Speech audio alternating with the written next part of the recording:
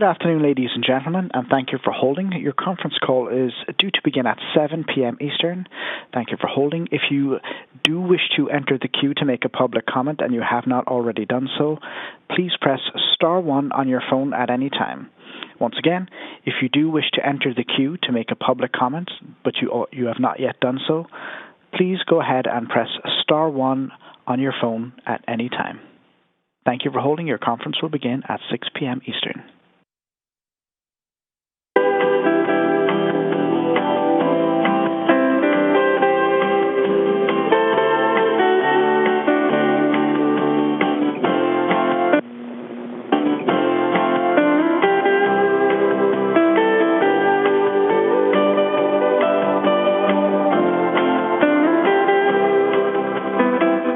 Thank you for holding. We sincerely appreciate your patience. Please stay on the line and we'll be back in a moment.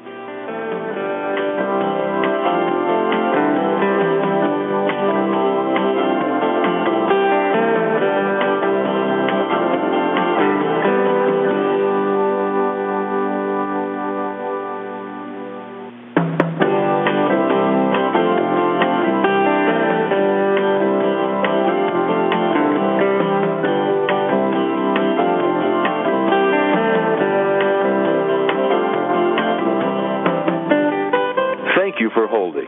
We look forward to talking with you soon. Please hold the line, and we'll be right back with you.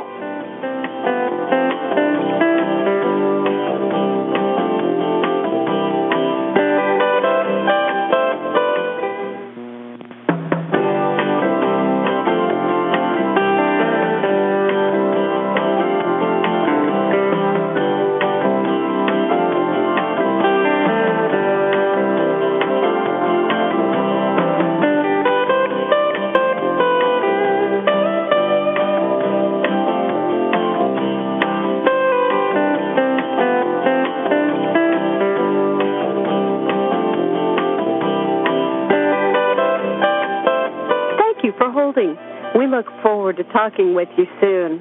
Please hold the line and we'll be right back with you.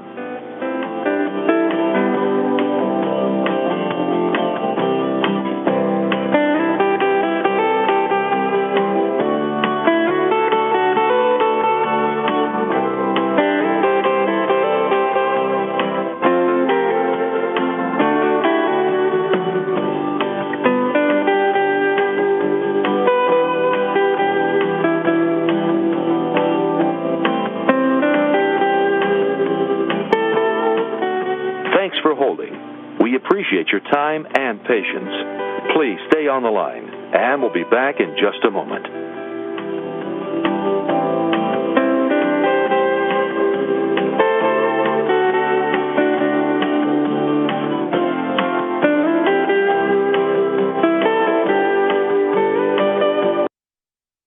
Thanks for holding. We appreciate your time and patience. Please stay on the line, and we'll be back in just a moment.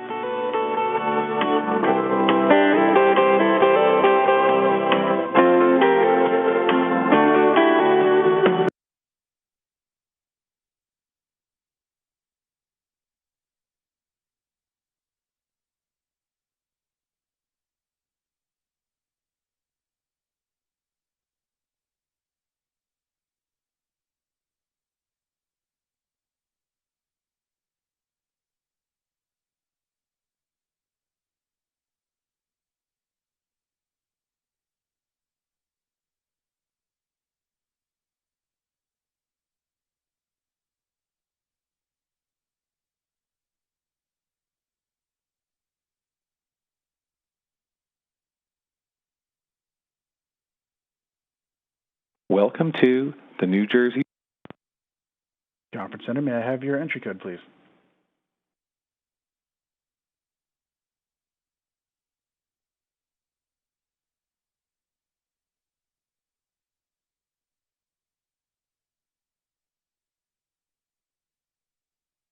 Yes, may I have your 6-digit passcode? Thank you so much. And your first and last name?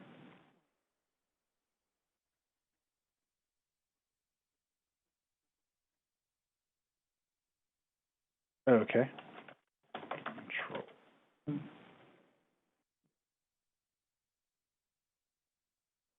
Okay. Placing you into the main conf as control room. One moment, Mark. You're welcome. Thanks for holding. We appreciate your time and patience.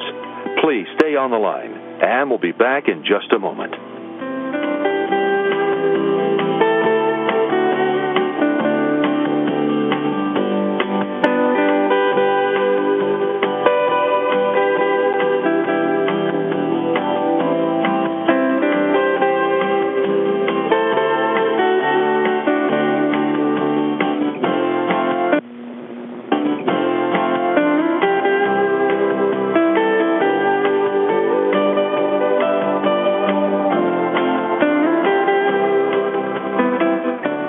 For holding. We sincerely appreciate your patience. Please stay on the line and we'll be back in a moment.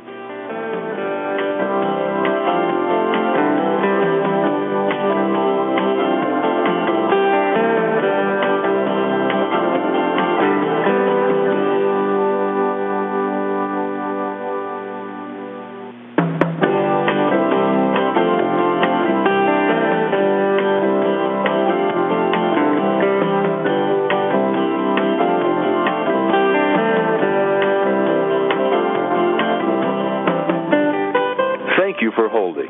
We look forward to talking with you soon. Please hold the line, and we'll be right back with you.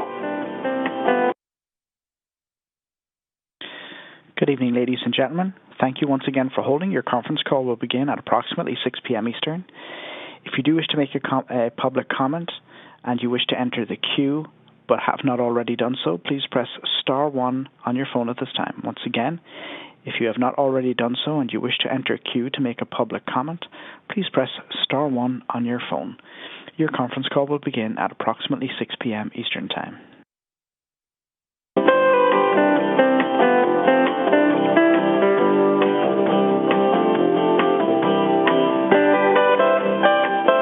Thank you for holding. We look forward to talking with you soon. Please hold the line and we'll be right back with you.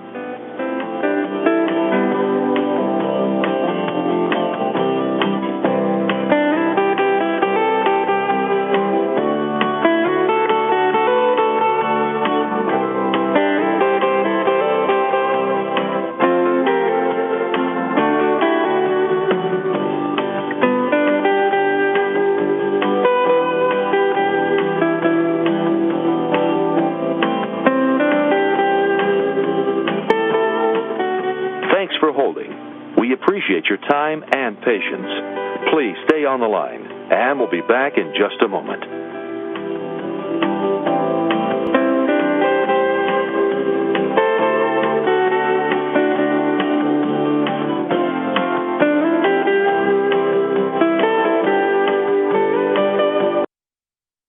Thanks for holding. We appreciate your time and patience.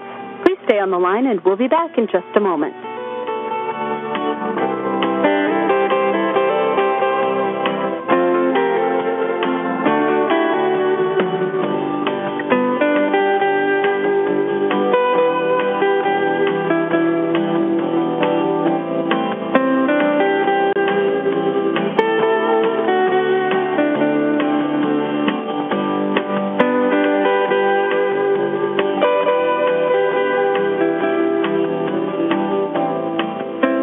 Thank you for waiting.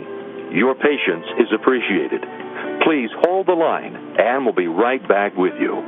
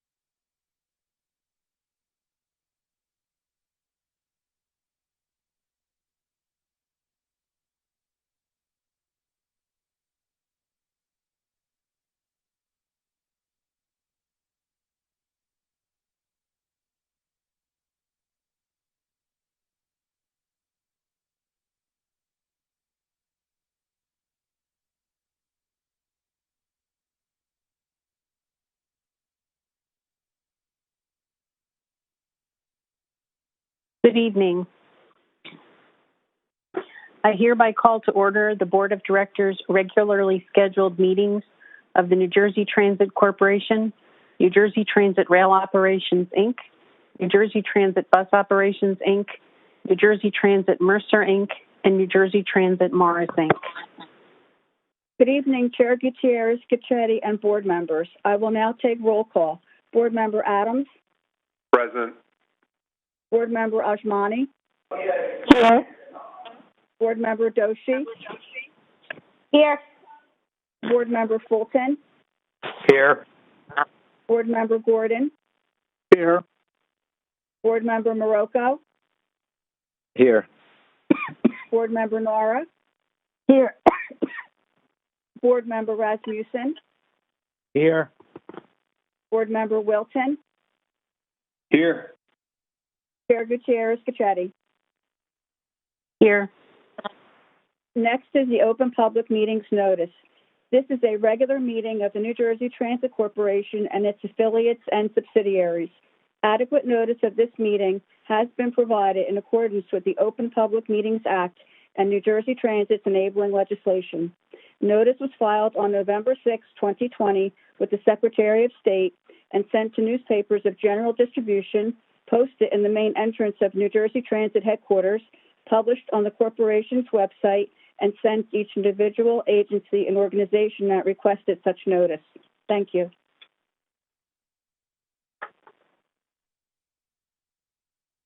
May I have a motion and a second to approve the minutes of the October 21st, 2020 board meetings? So moved. Adams. Second. Gordon. Is there any discussion on the motion or the item? Hearing none, Joyce, would you please take roll? Roll call vote. Board Member Adams. Yes. Board Member Ajmani. Yes. Board Member Doshi. Yes. Board Member Fulton. Yes. Board Member Gordon. Yes. Board Member Marocco. Yes. Board Member Nora. Yes.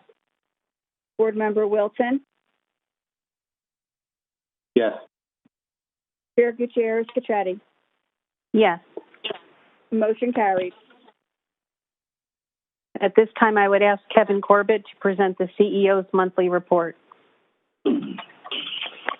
Okay, thank you all. Good evening, Chair, members of the board, and certainly good evening to all the members of the public joining us online. This month, New Jersey Transit has unfortunately seen an uptick in positive COVID-19 cases amongst our employees, which tracks with the increase we're seeing both regionally and nationally. 66 New Jersey Transit employees are currently positive, and that's up 41 from last month's board report, although we're still down significantly from the high of 299 cases that were positive back in April 27th.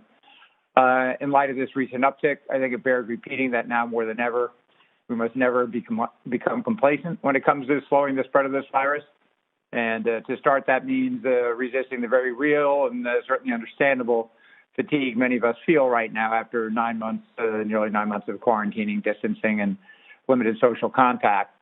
But it's important that we stress that we must remain vigilant.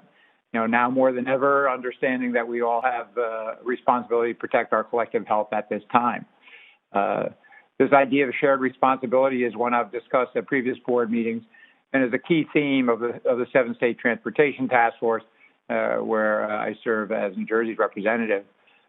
From our work on that task force and through collective work with the Northeast Corridor Commission, APTA, the UITP, and the international version, if you would, of APTA.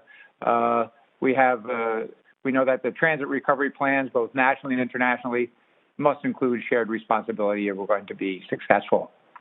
The concept is especially important today as we get into the winter weather and the fight in line with Governor Murphy's calls to action to fight resist that surge for coronavirus cases. as a reminder, shared responsibility means that first and foremost, New Jersey Transit is responsible for maintaining the cleanest and safest transit system possible. This includes, but is not limited to, continuing all of the safety and communication efforts currently in place, maintaining our aggressive approach to daily cleaning and disinfection of vehicles and facilities, and redoubling our efforts to reinforce the importance of wearing face coverings on vehicles and stations and on platforms. But despite all the measures we have in place, we can't do it alone. We need our customers to do their part by continuing to wear masks, distancing wherever possible, and staying home if they're sick. Employers also have a role to play by offering flexible work hours and staggering work shifts. My main message, in line with Governor Murphy's messaging, has always been this: we're in it together, and if we commit to doing our part, we'll avoid further spread of the virus and deliver the safest possible customer experience until we're through this crisis and all restrictions are ultimately lifted. I'd say we've gained a lot of important data from our collaborations with various transit agencies here and abroad. And I think one of the things that's really important that goes along with a shared responsibility approach is that transit is safe. We know this from watching Asian cities like Tokyo and Hong Kong, where public transit ridership has rebounded far stronger than the U.S. currently, and while infection rates remain low. The findings also are borne out by recent studies, including one released just 2 weeks ago, commissioned by APTA, American Public Transportation Association. And the study found no clear connection between the rise and fall of COVID-19 cases and public transit ridership, and that there's a low risk of coronavirus transmission through transit overall when proper precautions such as wearing face masks, most importantly, are followed. Regarding ridership over the last month, in that context, it has remained basically stable as from my last report. Rail ridership remains at that approximately 20 to 25% of pre-COVID levels system-wide. Bus ridership continues to hold steady at around 50% from pre-COVID levels system-wide, with significantly greater gains on our local intrastate service compared to the New York service into New York. Light rail ridership remains at approximately 55% of pre-COVID system-wide, with our highest ridership on the River Line, which is at approximately 70% of pre-COVID. Clearly, many of our customers who were using us beforehand are not using public transit right now, or are using it differently than they had before the pandemic. Which really leads to my next point, is the efforts that we have been putting in at New Jersey Transit to be as responsive as possible to the fast-moving and fluid changes taking place in our ridership and in our region right now. Last month, I discussed some of our behind-the-scene work, including developing detailed ridership projections, conducting extensive customer surveys, and engaging with peer agencies to share information and trends. This month, I want to talk about some of the other strategies we're exploring to meet our customers' needs and perhaps incentivize them to return to transit.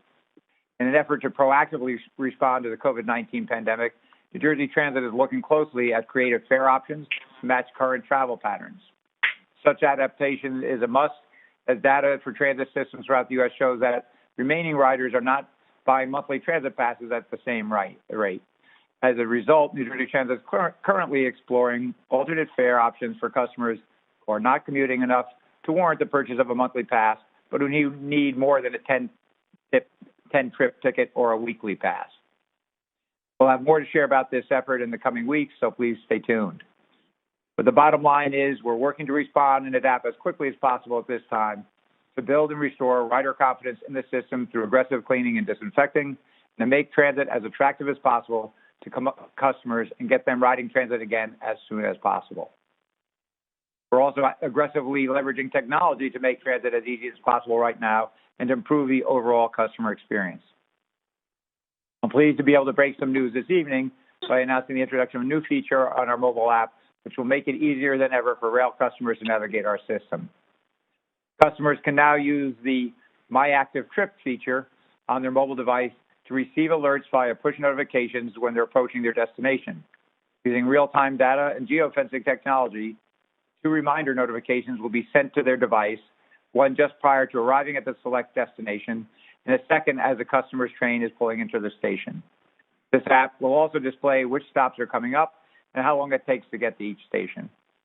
This new feature will help customers who may be relaxing, finishing their final work email, or who are unfamiliar with our system by reminding them that their destination is coming up.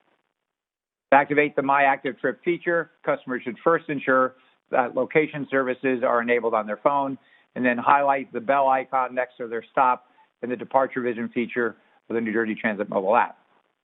Since 2018, we have dramatically improved our mobile app by adding a far more user-friendly interface and design, real-time push notification for service alerts, even when the app isn't open, the streamlined and redesigned Departure Vision, a How Full Is My Ride feature that informs customers how full their bus or train is before they board, and now My Active Trip, quickly making New Jersey Transit's app one of the most useful and high-tech transit apps in the nation. For more information on these exciting new features and how to download the app, please visit njtransit.com/app. Looking ahead to 2021, as we get closer to a safe and effective corona vaccine, New Jersey Transit must actively work to attract customers back to the system. One way we're working to achieve this goal is to continue our intense focus on state of good repair investments, which began as soon as we arrived in New Jersey Transit back in February of 2018. These investments, including substation switches, track, pumps, and thousands of components most of our customers never see, may not be glamorous, but together with the accelerated replacement of our buses, trains, and light rail vehicles, they are key to keeping our customers moving every day safely and reliably. Towards that end, today the board will be voting on 2 items that specifically focus on facility inspections, condition assessments, and state of good repair investment planning on a rolling basis to consistently prioritize our infrastructure. As some of you may know, prior to 2018, New Jersey Transit had not conducted a comprehensive stations and facility condition assessment since 2012 and did not have a 5-year capital plan. One of my first orders of business when I came in was to charge our team with immediately conducting full condition assessments of every asset in our system.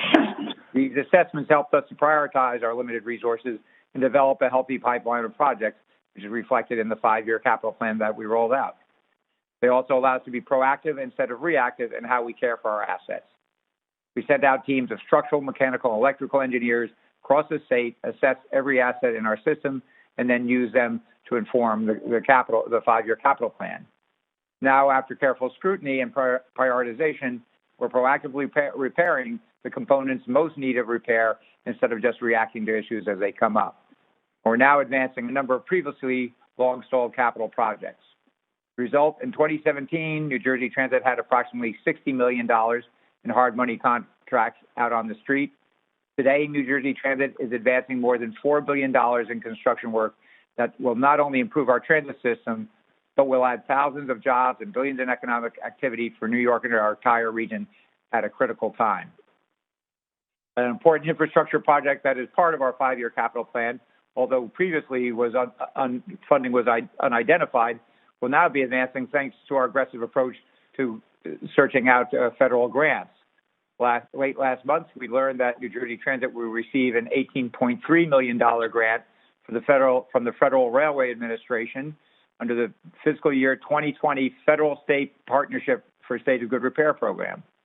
The grant will go to upgrades at the Trenton Transit Center, serving our Northeast Quarter Line, our River Line, Light Rail, SEPTA's Trenton Line, and 11 Amtrak intercity rail lines. New Jersey Transit and Amtrak will contribute approximately $7.1 million and $1.6 million, respectively, towards the project, which will help facilitate future service expansion. Through this grant, we'll be able to rehabilitate the station's 2 island platforms and build an ADA-accessible high-level platform with an elevator from the concourse level.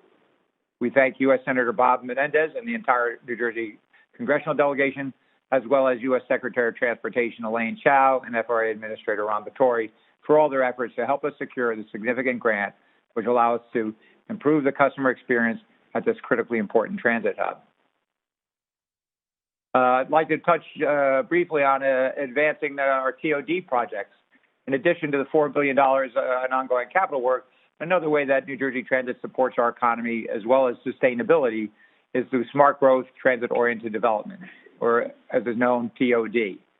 As I'm sure many of you know, TOD efforts connect New Jersey Transit services to local land use planning and real estate development, which reduces roadway traffic, improves safety, promotes a healthier, walkable lifestyle, and cuts down on greenhouse emissions.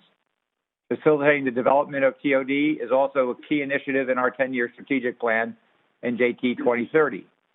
Towards that end, last month, we announced that developers are now being sought to design and build TOD projects on New Jersey Transit properties in both Jersey City and Woodbridge. More specifically, we're now accepting statements of qualifications and expressions of interest in connection with the development of approximately 2 acres of land on Communipaw Avenue in Jersey City near the Liberty State Park HBLR station. And we're also soliciting statements of qualifications and expressions of interest for 12 acres directly adjacent to Metro Park Station on the Northeast Corridor Line, one of our busiest train stations. We're also working on a second TOD project in Jersey City next to the West Side Avenue HBLR station, in addition to TOD projects in the borough of Matawan, in Somerville, our main lines Waldwick Station, and at Bayonne's 34th Street on the Hudson Bergen Light Rail line. Many of these offerings are available at njtransitdevelopment.com, and they all are moving forward with Governor Murphy's support. In fact, they're a central component of Governor Murphy's economic agenda to strengthen communities around transit, optimize the value of assets across the state, and promote sustainable growth. Before closing, we have reached the penultimate month leading up to the December 31st deadline for full implementation of Positive Train Control, a critical rail infrastructure project that enhances safety on our system.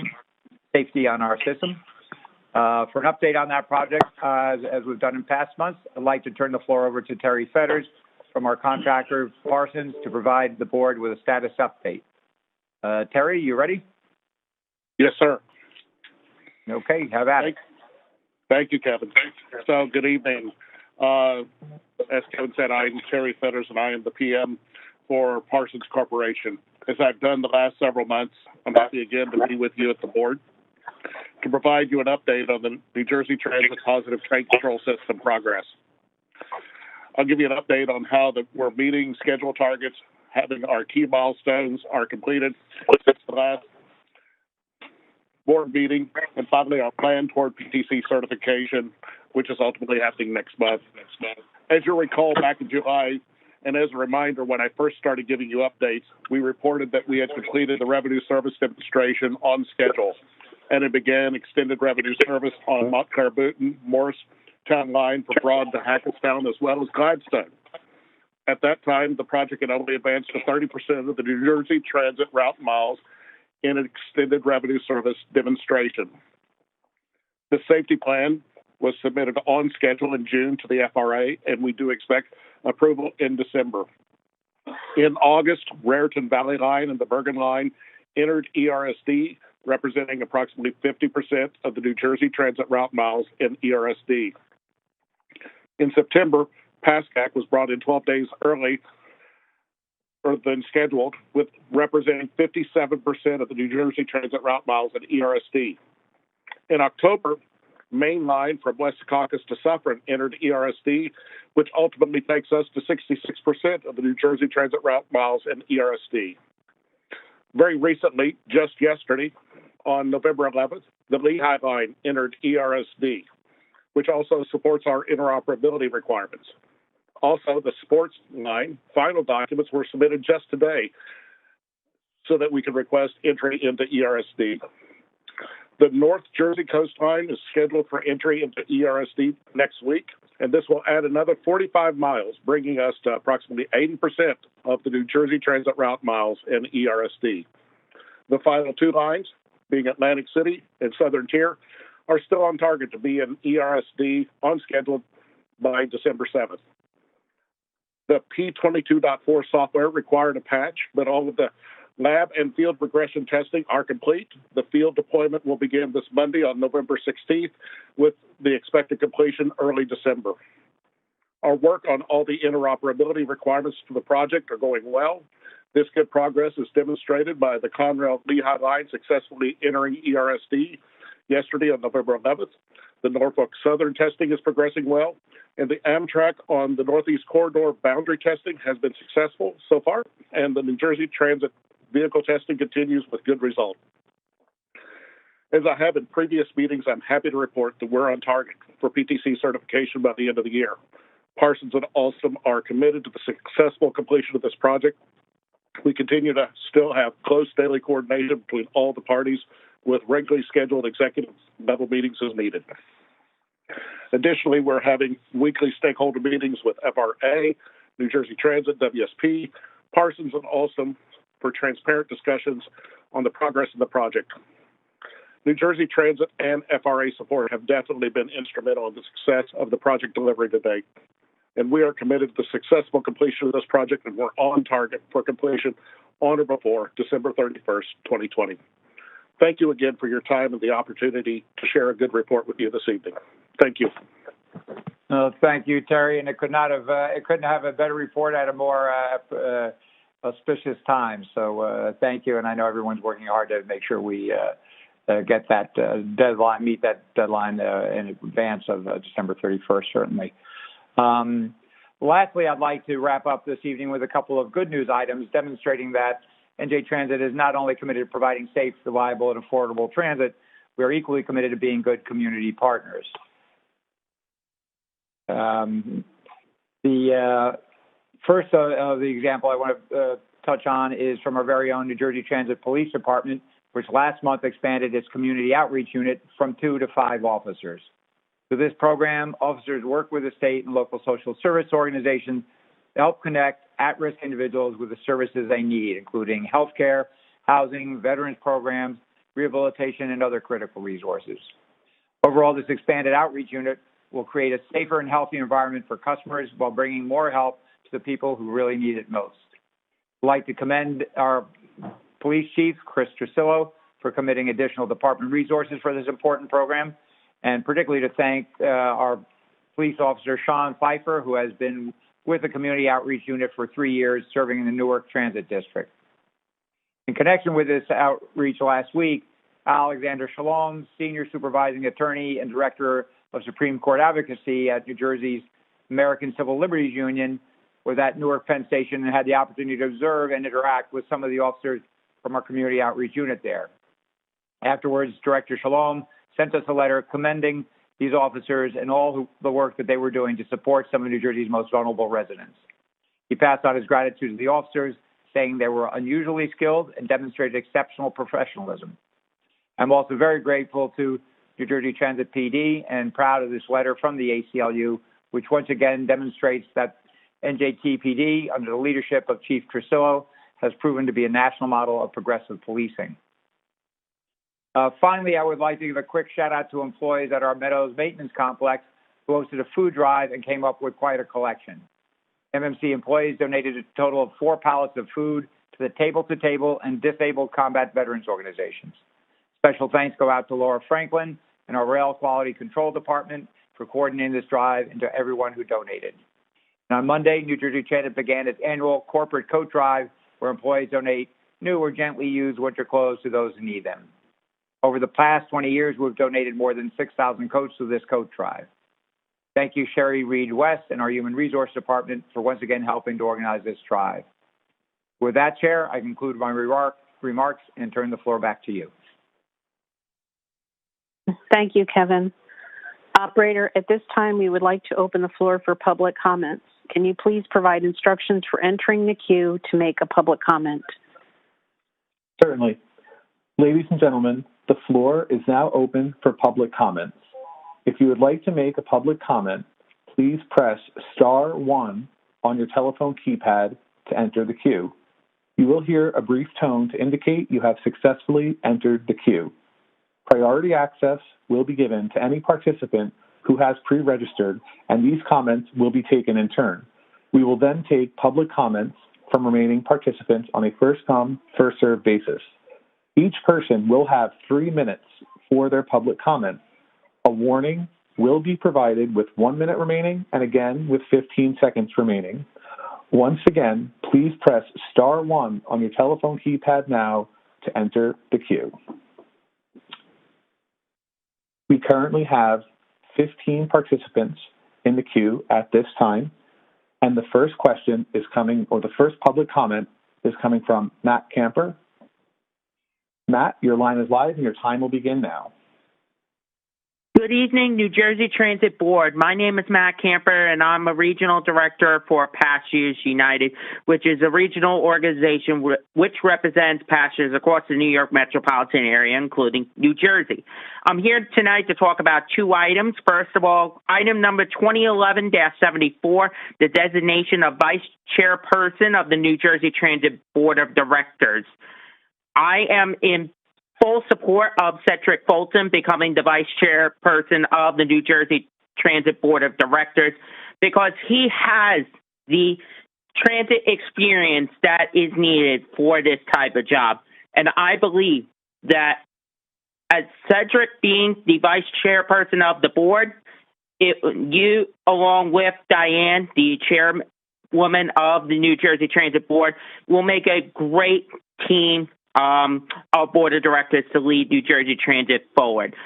Cedric has had experience such as at the Port Authority in New York and New Jersey, along with at the MTA as the president of Bridges and Tunnels for a time. And I believe that he is going to do a tremendous job as vice chairperson of the board for New Jersey Transit. And to Cedric, I wish you the best of luck, and you have my full support along with the team at Passengers United. Second of all, I want to talk about PTC just for a brief moment. A couple of things. First of all, I see on the agenda website that you guys did put in the link for positive train control so people can take a look at that. I want to thank you for doing that. I've been asking for this for a while now, and I'm very pleased to see that. And in regards to positive train control, I'm very pleased to see that you guys are hoping to have positive train control in place by the end of this year, December 31st of 2020, which is a big achievement. I wouldn't have seen that coming when it came to earlier this year, and I really am wishing you guys the best of luck going forward. Thank you so much.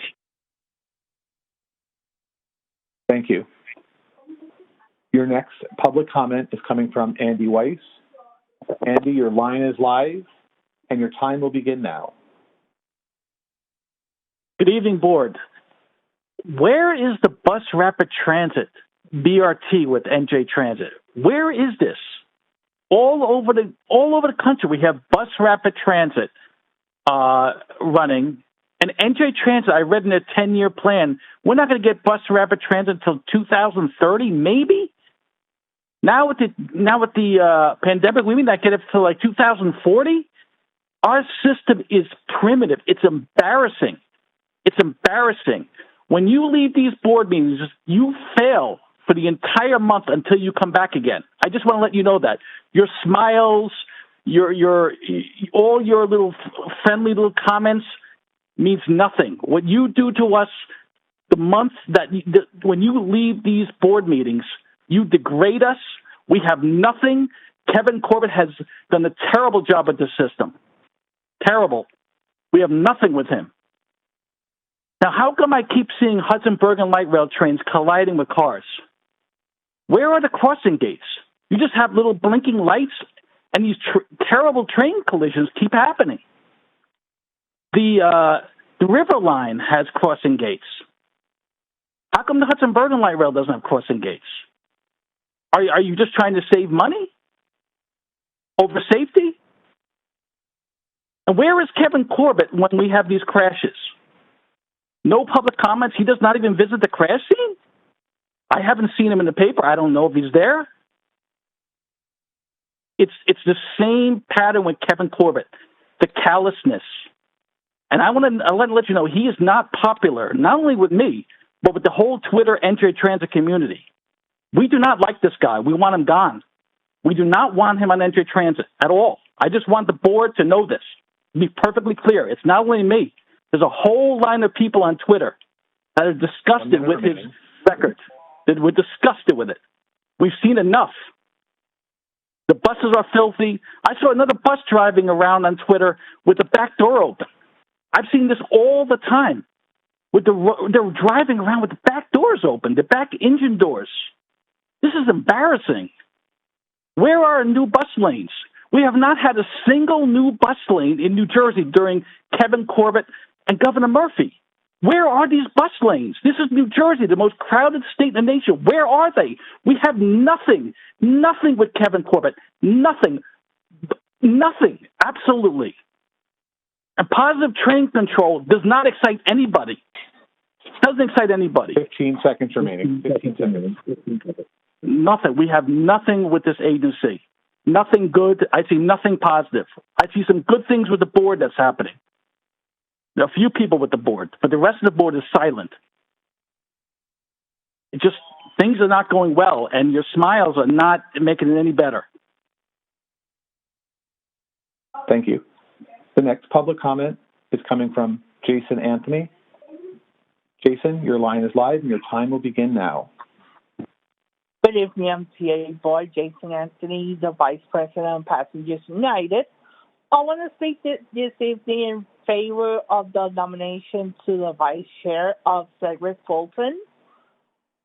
Cedric Fulton is a well-qualified person, and he has whatever it takes to get things done, like he did during his tenure as President of Bridges and Tunnels in the MTA. And like my colleague Matt Camper said, he has my full support. And regarding to positive train control, I hope that you guys have it by the end of the year. I still have high hopes. And a colleague of mine, actually the president of the organization, he has seen people not complying with the mask usage on the 319 bus. He has been sending tweets to the New Jersey Transit Bus Operations Twitter page, and he never gets answers back regarding this issue.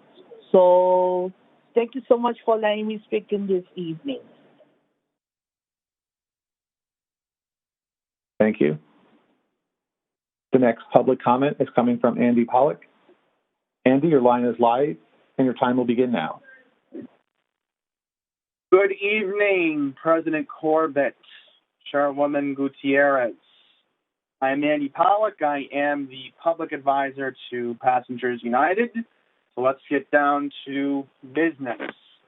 First of all, I want to thank the brave firefighters from the Hackensack Fire Department in response to what happened at Essex Street back on Monday. The good news is 30 people who were on board that train were not seriously injured or fatalities reported. Sadly, the occupant in the vehicle was taken to a nearby hospital. Passengers United keeps her in our thoughts and prayers. Second, regarding positive train control, I will mention I'm very glad that we did get an update. I'm glad that we did get an update during this meeting, which is very improved progress. We'll get more clarity as we go along, going into the month of December, and I'm gratefully appreciated for that. Quickly want to mention on the Pascack Valley line, I did speak to Randy Glockston from Metro North this morning, and he did mention to me that, and it's in the book as well, the ERSD is in progress. So that's good news. I'm also seeing it on the Bergen line, the Gladstone line, the main line, Montclair, Boonton, Morristown, and also on the Raritan Valley line. So we just got to see what happens with the Atlantic City line, the Northeast Corridor, North Jersey Coast, and, of course, the Meadowlands Sports line. And lastly, I did see something impressive in the committee book this month regarding the canopies at Trenton. I'm looking at the picture. I am disturbed to see what it looks like, and I do hope that this... 1 minute remaining. I do hope tonight that board item 2011-69 does go through, because I do see hopefully some improvement if we do get the canopy done at Trenton. So with that, if I don't speak to you all again for the remainder of this year, have a happy Thanksgiving, have a happy holiday, and if I don't speak in December, I hope to speak to you all again sometime in 2021. Thank you very much. Thank you. The next public comment is coming from Sam DeFalco. Sam, your line is live, and your time will begin now. Hi, my name is Samantha DeFalco. I'm an organizer with Food and Water Action today, speaking on behalf of our 72,000 members and supporters in New Jersey and the Don't Gas Meadowlands Coalition. We once again would like to share our appreciation that New Jersey Transit has agreed to redesign the transit grid project using as close to 100% renewable energy as possible. We're so excited at the possibility that this project could be a model not just for the state, but the whole country in building resilient green energy sources. We are looking forward to working with NJ Transit throughout this process. We appreciate President Corbett's commitment to have NJ Transit staff meet with representatives from our coalition prior to the release of the new RFQ on November 25th. We look forward to working with NJ Transit to ensure a robust RFQ that will allow for the renewable redesign to be successful. We also need a number of other commitments from NJ Transit to facilitate an open and transparent process with our coalition and stakeholders throughout the whole process over the next weeks, months, and years. Our coalition requests transparency into the process for selecting the renewables consultant for the transit grid project. We need NJ Transit to select a consultant that has expertise and a proven track record in renewable energy storage systems. We ask that the public have an opportunity to review the consultant's credentials and experience and provide feedback and input into the hiring process before any decisions are made. Additionally, we are requesting that NJ Transit hold regular bi-monthly stakeholder meetings between representatives from our coalition, the Murphy administration, NJ Transit, the DEP, and the BPU. We are excited about the new ad hoc subcommittee on sustainability. We would like to see the subcommittee hold public forums where members of the public can present their ideas and thoughts, not just on transit grid, but for transitioning all of New Jersey Transit operations to 100%.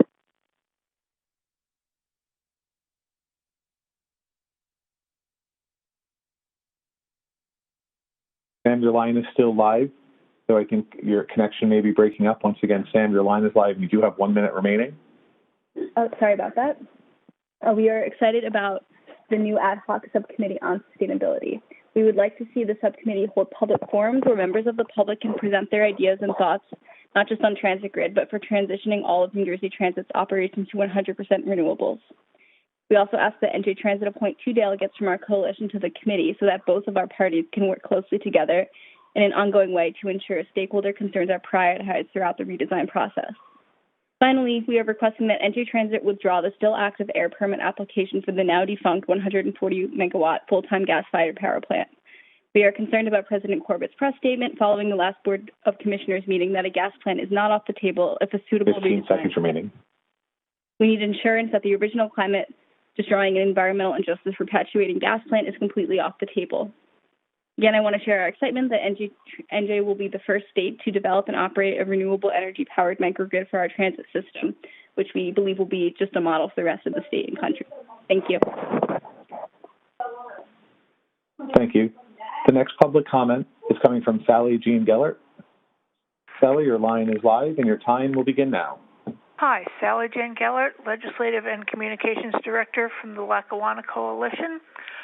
First, we'd like to thank Paul Wyckoff for attending our last meeting.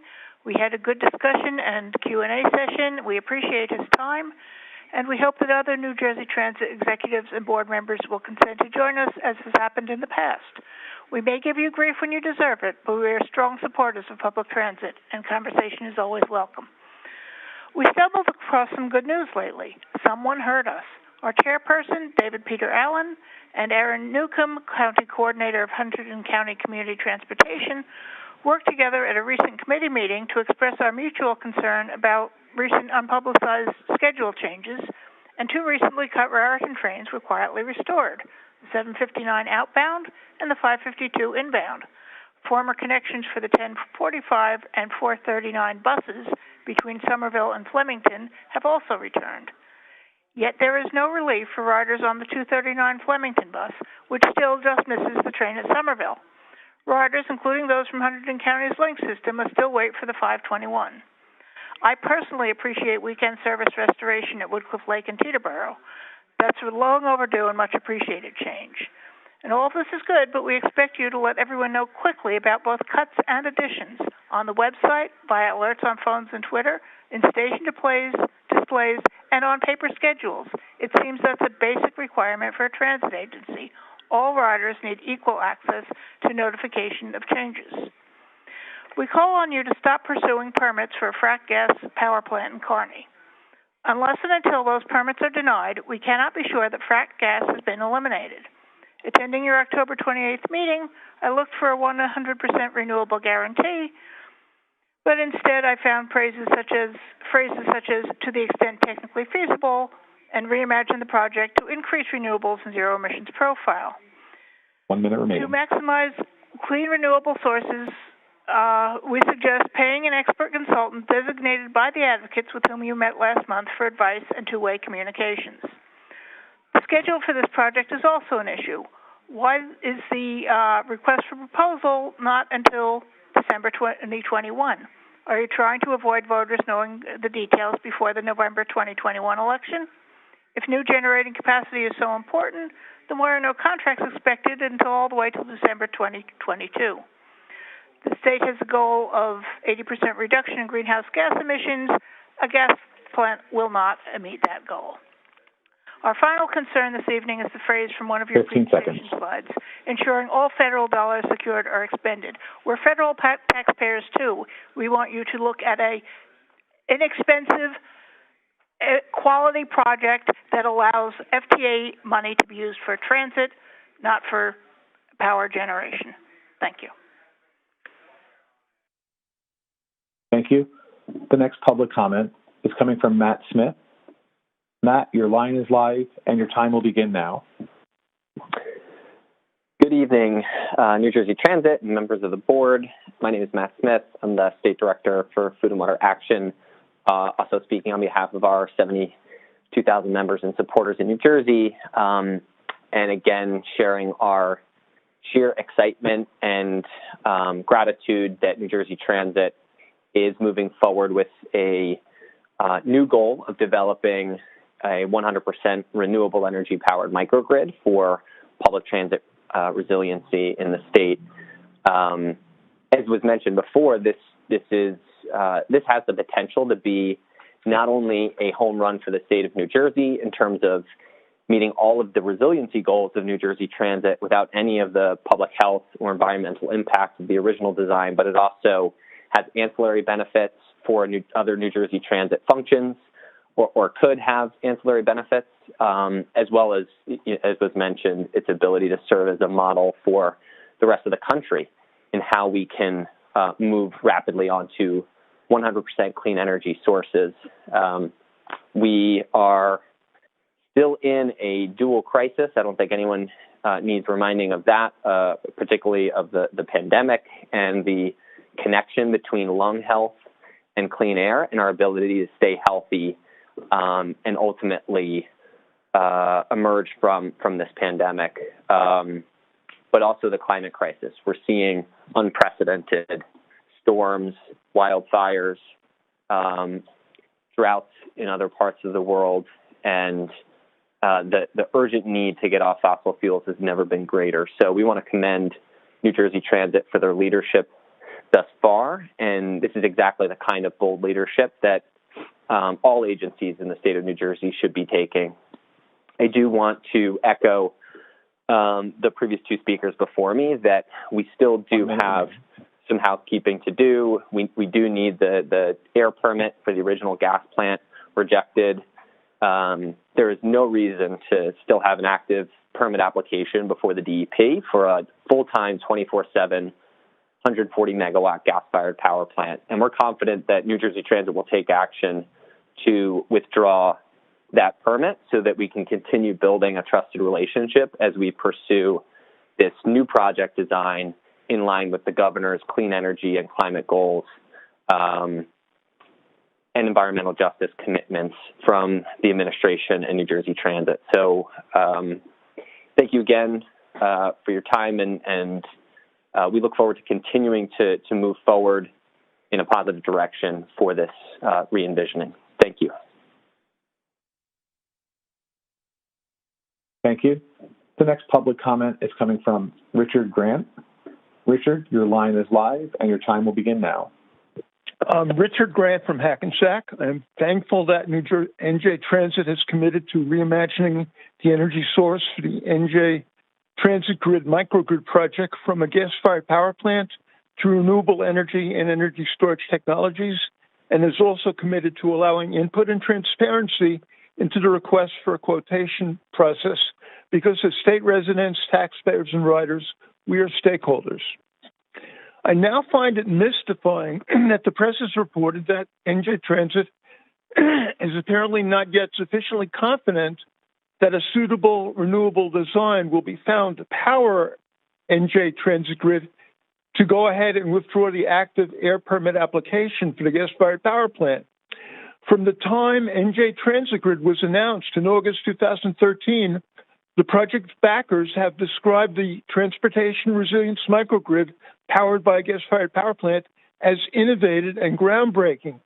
In fact, for a while there, I thought the project's full name was First of Its Kind NJ Transit Grid.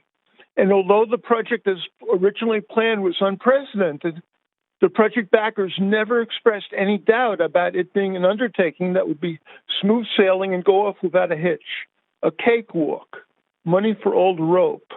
But now, after India Railways, the world's third largest railway network, publicly announces that it can directly feed solar energy for traction power for its locomotives and plans to install 3 gigabytes of solar capacity to do just that, New Jersey Transit is tentative and ambivalent that a suitable renewable design will be found.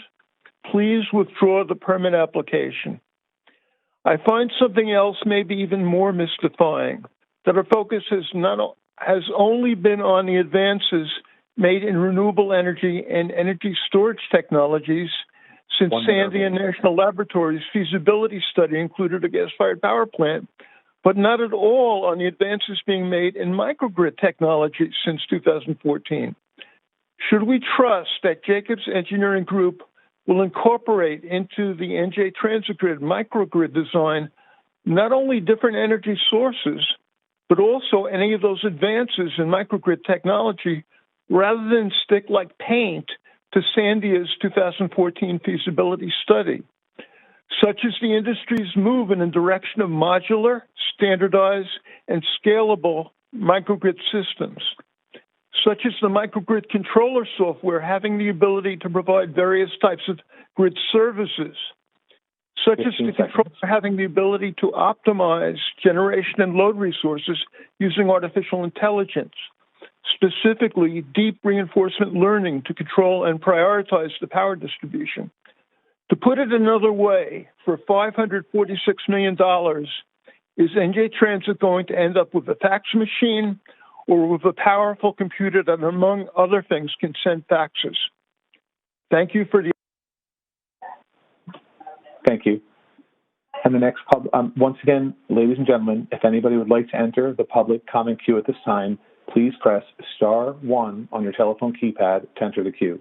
Once again, that'll be *1 on your telephone keypad to enter the queue. And there are 7 remaining participants in the public comment queue. And the next public comment is coming from Tim Sevener.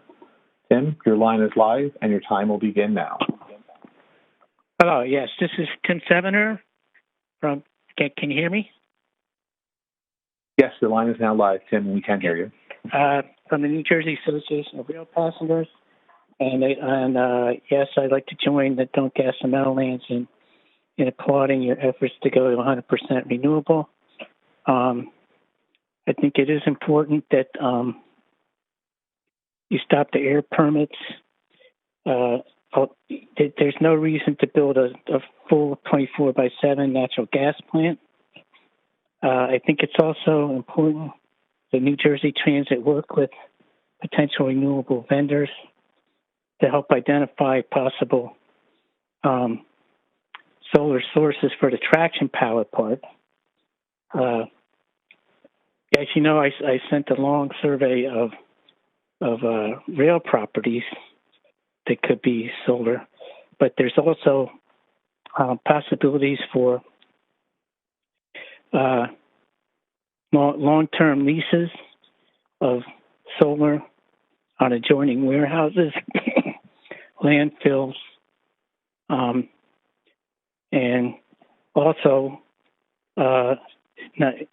very, very important possibility is the solar rail tunnel idea of the Newark Broad Street and Montclair Booton, where they come to Newark Broad Street Station, then they go beneath the ground, so you can have solar panels above the catenaries and above the tunnel that go in before it comes out to Broad Street, just like they have on the Belgium rail tunnel. So we have to think out of the box for this. I also 1 minute remaining.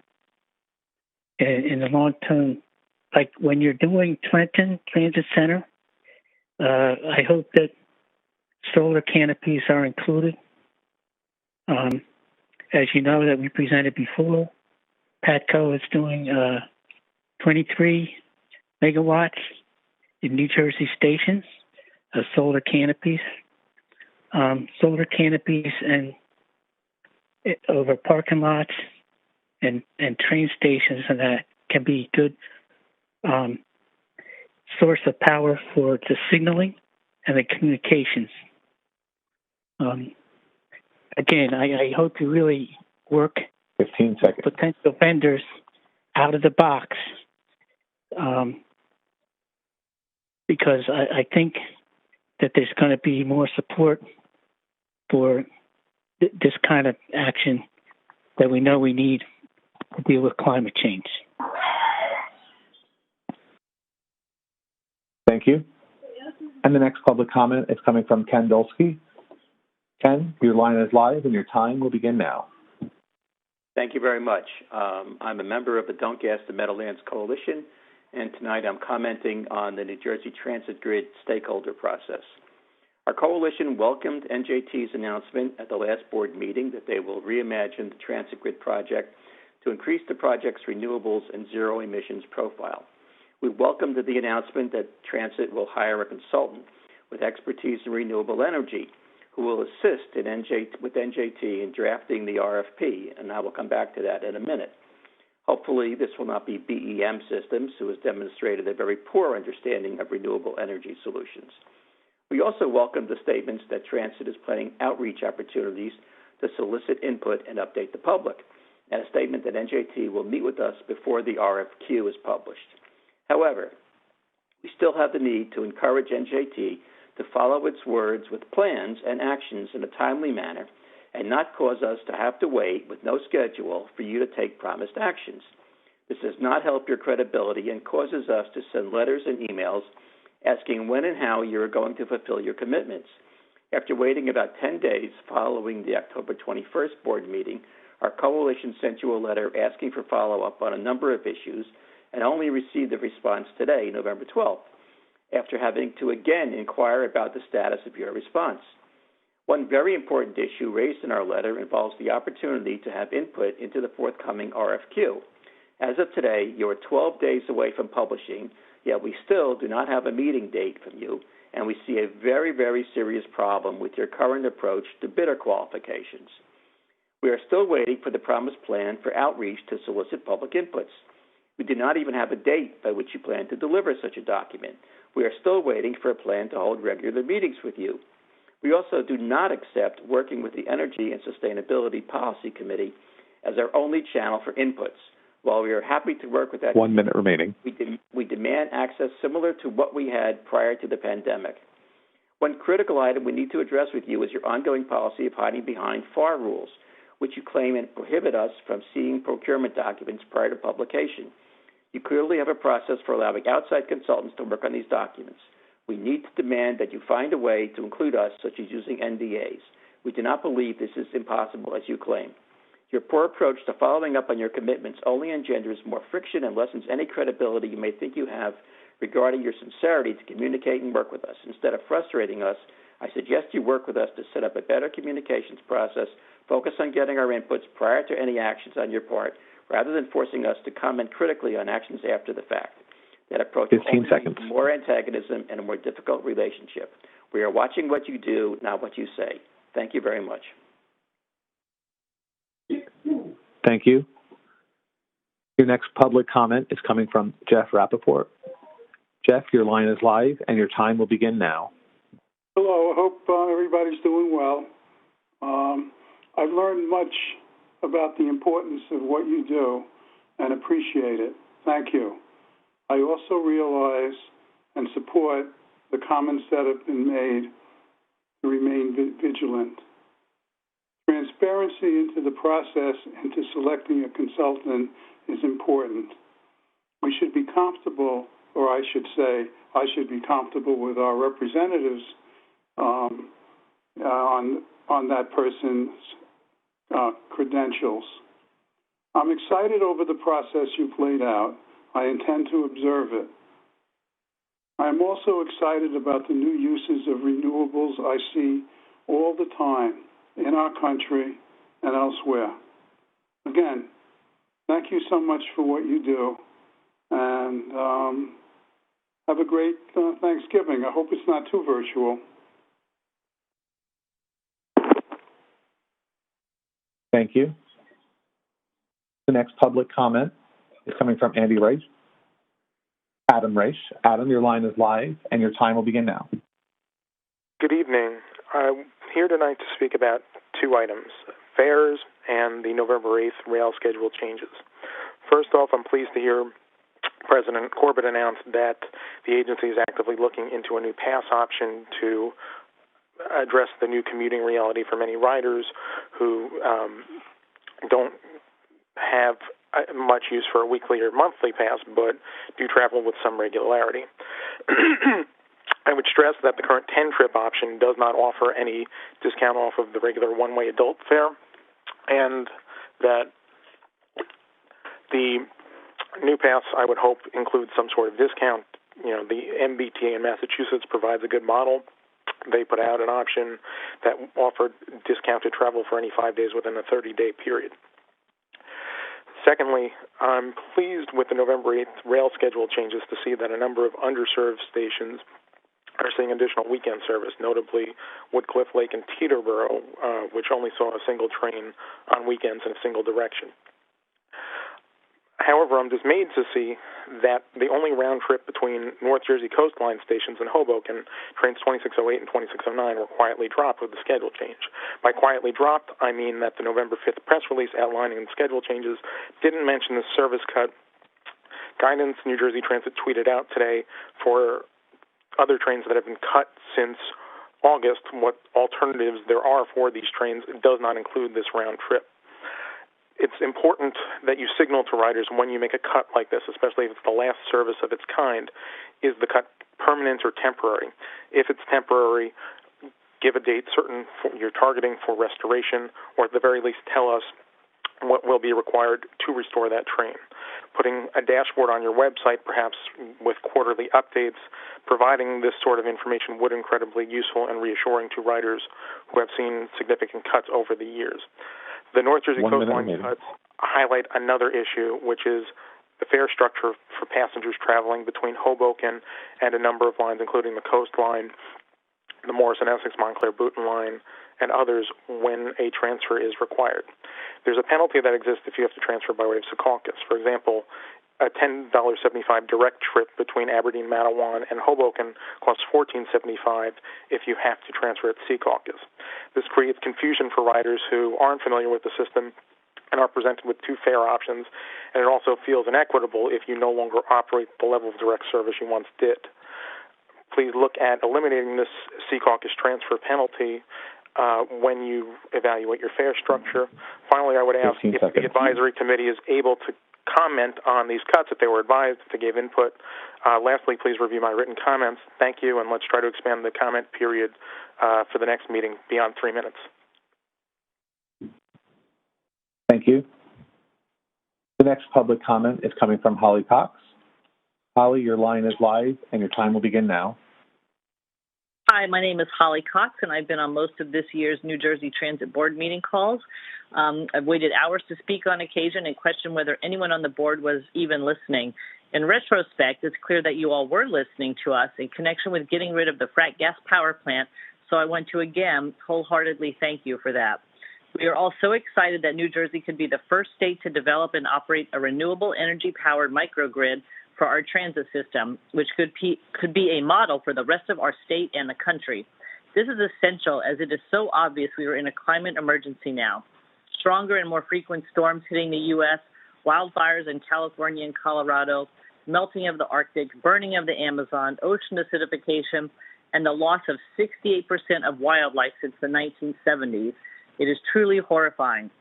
Now I ask you to please continue to listen and live up to your commitments to have an open and transparent process with the Food and Water Action Coalition and public stakeholders throughout the entire process, especially the RFQ process. I ask you to please uphold your commitments to develop a 100% renewable solution with transparency and stakeholder input. I ask Governor Murphy and New Jersey Transit to please take the following actions in the weeks and months ahead: to withdraw or reject the still active air permit application for the now defunct full-time gas-fired power plant. I'm concerned that after the last board meeting, New Jersey Transit President Kevin Corbett said to the press that, quote, a gas plant is not off the table if a suitable renewable design can't be found, end quote. We need assurance that the original climate-destroying and environmental injustice perpetuating gas plant is completely off the table. Pulling the permit is necessary to instill trust that New Jersey Transit is 100% committed to the new goal of developing a renewable energy-powered microgrid. Second, to provide transparency into the process for selecting the consultant that is taking place right now. We need New Jersey Transit to select a consultant that has 1 minute remaining and a proven track record in renewable energy development and specifically solar, wind, and tidal energy and energy storage systems. This consultant will have a long-term role at New Jersey Transit beyond the development of the transit grid, and we need to ensure this process is not greenwashed with proposals like biogas, trash incineration, carbon capture, and sequestration, or so-called renewable natural gas. The public should have an opportunity to review the consultant's credentials and provide feedback and input into the hiring process before any decisions are made.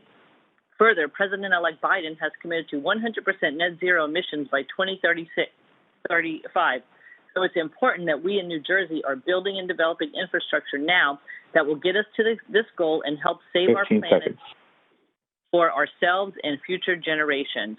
Thank you very much for your time. Thank you. Once again, ladies and gentlemen, anyone who wishes to enter the public comment queue at this time, please press star 1 on your telephone keypad. Once again, it'll be star 1 to enter the public comment queue at this time. There are 3 participants remaining in the public comment queue at this time, and the next public comment is coming from Paula Rogovin. Paula, Hi. your line is live. Hi, I'm Paula Rogovin from the Coalition to Ban Unsafe Oil Trains and the Don't Gas the Meadowlands Coalition. I'm overjoyed that Governor Murphy and New Jersey Transit have decided to pivot away from the frack gas power plant in Kearney and toward a renewable energy hybrid microgrid to power the trains. This is so exciting. I'm happy for the people of New Jersey and for the environment. I'm particularly happy for people in environmental justice communities and low-income communities who are constantly overburdened with pollution, that they will not be burdened with pollution from a New Jersey Transit power plant. We hope this can serve as a model for microgrids throughout the state and the country with the support of the incoming administration in Washington. I have learned over time not to believe in promises. New Jersey Transit has promised to pivot to the renewable energy microgrid to power the trains. What we need, though, is an assurance that every possible effort will be made to establish that renewable energy microgrid. The only real assurance that is accessible is that at this point is that the air permit for the frack gas plant be either rejected or withdrawn at this time. We request that the New Jersey Transit stakeholders schedule regular meetings with the Don't Gas the Meadowlands Coalition as promised so that we can guarantee collaboration. We shouldn't have to keep fighting to have that collaboration. It was promised. With the Ad Hoc Sustainability Committee, I look forward to working with you to find ways to involve students from throughout New Jersey. First Lady Tammy Murphy has introduced a K-12 climate curriculum.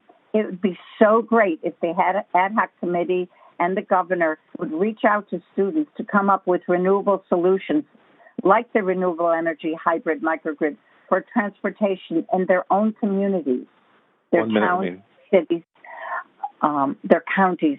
I have total confidence that students can come up with creative solutions for making renewable energy microgrid public transportation come to life throughout New Jersey with rail, light rail, monorail, ferries, and other boats, and more.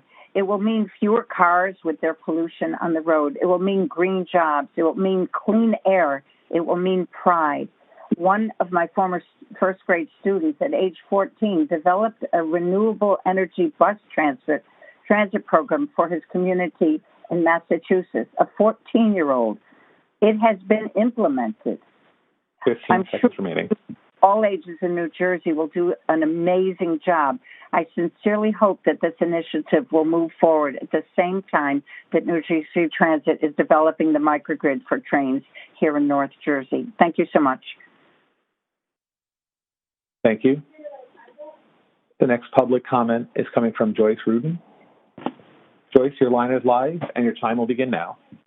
Hi, good evening. Thank you for allowing me to make public comment. I am with the Coalition to Save South Mountain Reservation, and we have 20 partner members, and we are part of the larger coalition of the Food and Water Watch. So we represent a lot of voices, and I wanted to just thank you so much for shelving the frack gas power plant proposal, which would have damaged our environment. And I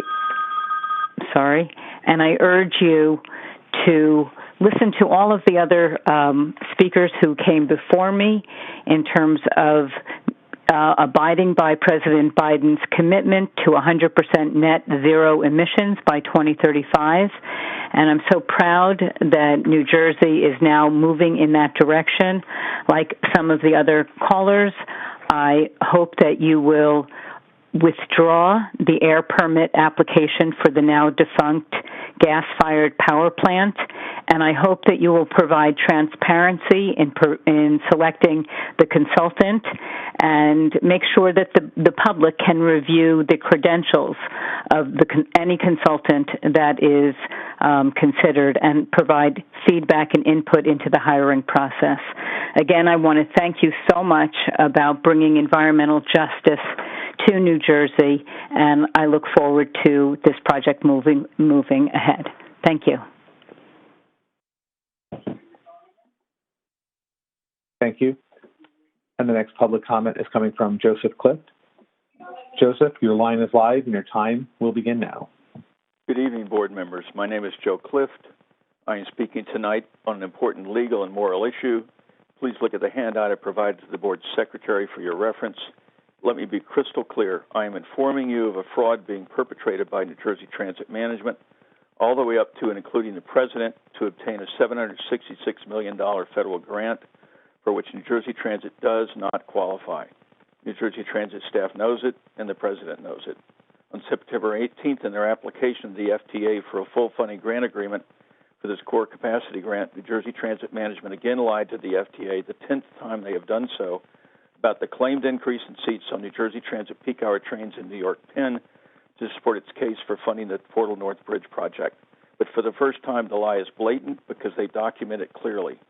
Beginning in 2016, NJ Transit has repeatedly submitted documents to the FTA that claim peak hour increases in the number of New Jersey Transit seats into New York Penn are in excess of 11%, minimum required to obtain a core capacity grant. But these submissions are a lie because none of the seat increases presented in NJT submissions to the FTA are due to the project, which would move trains off the existing two-track movable Portal Bridge onto Portal North, a new two-track fixed bridge. All these changes are due to future changes in New Jersey Transit rolling stock that will occur whether or not a new bridge goes into service. Train 3122 was an 8-car peak hour train in New York Penn from New Brunswick with 1,088 seats, temporarily discontinued in 2018 due to service adjustments required to advance positive train control equipment installation. That's a statement by New Jersey Transit. NJT said it would be restored in early 2019, but has not yet returned to service due to locomotive engineer shortages.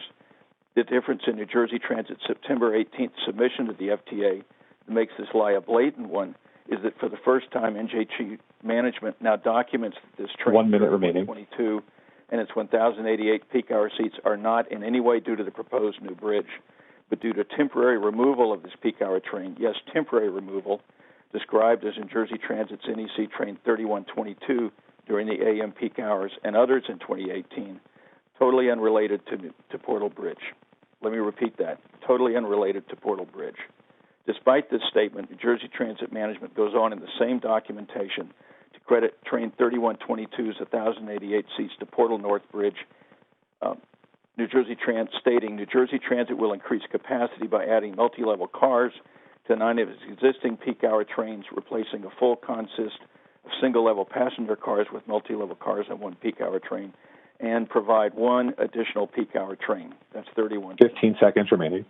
The reason for this now blatant lie, without these seats, the project fails the FTA's legally required congestion relief test and therefore fails to legally qualify for a $766 million core capacity grant. Thank you. And there are no further participants in the queue to make public comment at this time. Thank you, public speakers. I will now ask board members for comments. Board Member Adams, any comments? No comments, Joyce. Thank you. Thank you. Board Member Osmani, any comments? None. Thank you. Board Member Doshi, any comments? No comments, thank you. Thank you. Board Member Fulton, any comments? No comments, thank you. Thank you. Board Member Gordon, any comments? No, thanks. Thank you. Board Member Marocco, any comments? No, thank you. Thank you. Board Member Nara, any comments? None, thank you. Thank you. Board Member Rasmussen, any comments? No comments, Joyce. Thank you so much. Thank you. Board Member Wilton, any comments? None, Joyce. Thank you. Thank you. Chair Gutierrez-Gutierrez, any comments? No, Joyce, thank you. At this Thank time, you. I will call on Suzanne Mack to present the advisory committee report. Good evening. Good evening, President Corbett and board members. As you know, the advisory boards are on their bi-monthly schedule, so we did not actually have a formal virtual meeting this month. I did report last month on our prior meeting, but I did want to come tonight to tell you that we are looking forward to our December meeting, which will be the end of the year meeting for us. We will be examining, we're going to be looking at the results of the audit, which is being presented tonight. And we have been following both the governor's reorganization plan for New Jersey Transit and the strategic plan. And I would comment that it is gratifying to see how many of the elements that were laid out in these plans are now coming to fruition. And under extremely difficult times with the COVID situation, which was not anticipated in any of the strategic planning. But one of the items, and one of the highlights for the evening, was to welcome again Cedric Fulton to take over the role that he's been doing as vice chair. It is gratifying to see someone with so much experience being at the helm and being able to support the rest of the board members. So we say welcome, welcome. But one of the things that's really not on the agenda, and I think it's important to point out, was the fact that I think people alluded to it, that we are moving into a new administration in Washington in the winter. And we want to continue to thank our New Jersey delegation for all the support they've given to transit during this difficult time. And also, I think it's important to note that I believe that because of President Corbett's efforts in running the corporation, New Jersey Transit under this board will be poised to get the additional federal funds because you're running a business, you're keeping a business going, and you're restarting an economy in New Jersey and trying to keep a transit system running, which many people cannot ride because their jobs are not yet back. So That is all very difficult, and I think it bears that we should look at, take a step back and look at really what we have achieved and what we have achieved under everybody on this board and the administration's guidance, and especially coming from the top from the governor's guidance. With that, I probably will close. I just again happy to hear that the sustainability issues are taking off. I think one of the speakers said it best. You do listen, you do deliberate, and it takes time to do some of these things, but it's definitely gratifying to see it happen. I want to thank everyone. I also want to wish everybody a happy Thanksgiving. So that ends my report.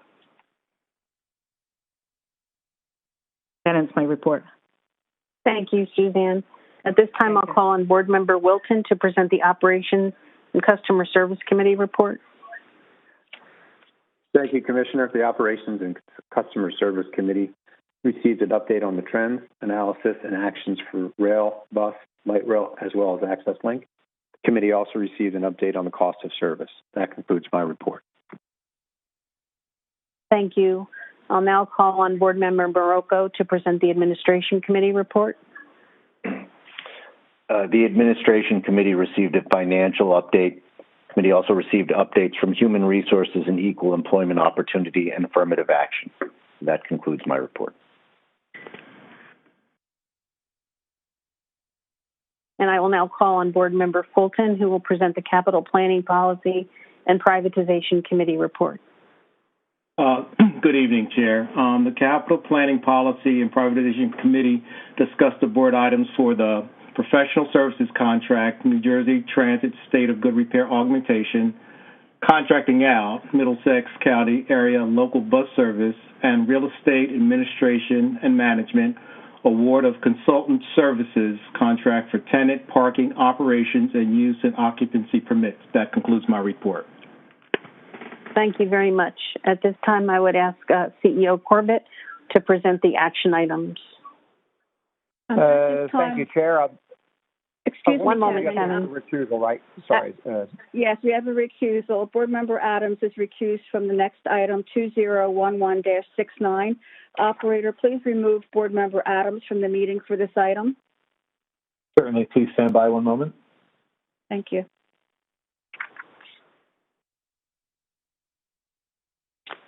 Board Member Adams has been removed from the meeting.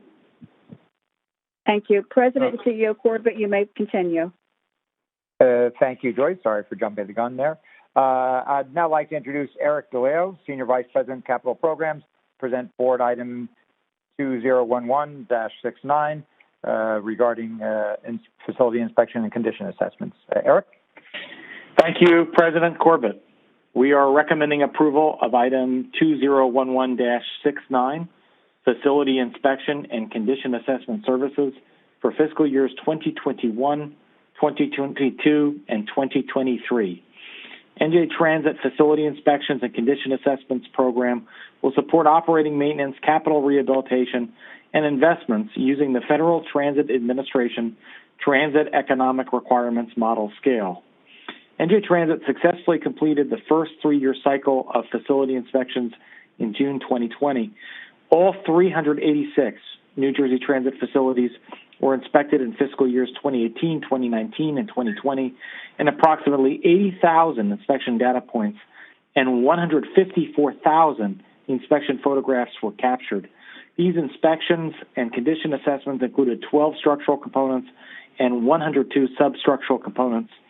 Authorization tonight is requested to enter into a contract with Gannett Fleming Incorporated to support the Enterprise Asset Management Facility Inspection and Condition Assessment Program in an amount not to exceed $4,925,333,081 plus 5% for contingencies subject to the availability of funds.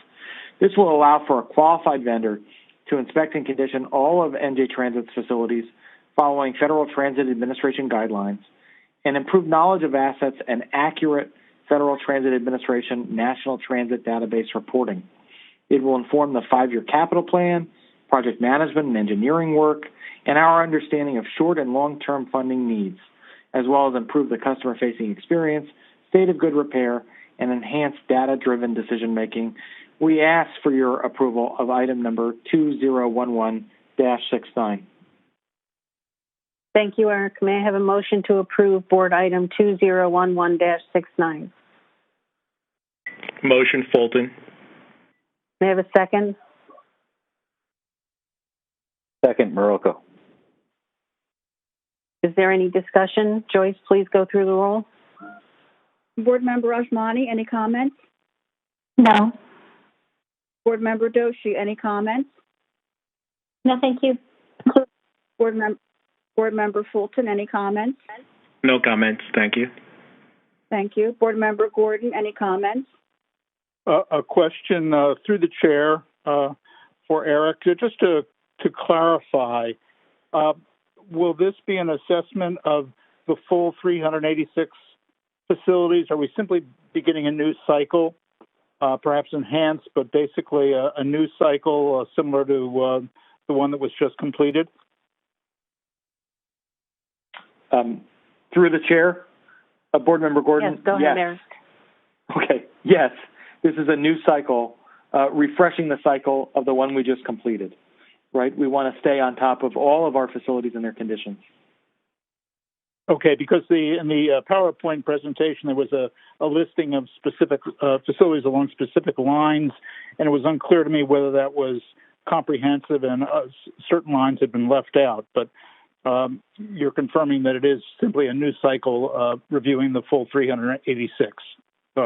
Understood. Thank you. Thank you. Board Member Marocco, any comments? No, thank you. Thank you. Board Member Nara, any comments? No, thank you. Thank you. Board Member Rasmussen, any comments? No comments. Thank you. Thank you. Board Member Wilton, any comments? None, thank you. Thank you. Chair Gutierrez Cacchetti, any comments? No, thank you, Joyce. Just a roll call vote. Roll call vote. For the record, Board Member Adams is recused. Board Member Ajmani? Yes. Yes. Board Member Doshi? Yes. Board Member Fulton? Yes. Board Member Gordon? Yes. Board Member Marocco? Yes. Board Member Nara? Yes. Board Member Wilton? Yes. Chair Gutierrez Cacchetti? Yes. Motion carries. Operator, please bring Board Member Adams back into the meeting. Certainly, please stand by one moment. Thank you.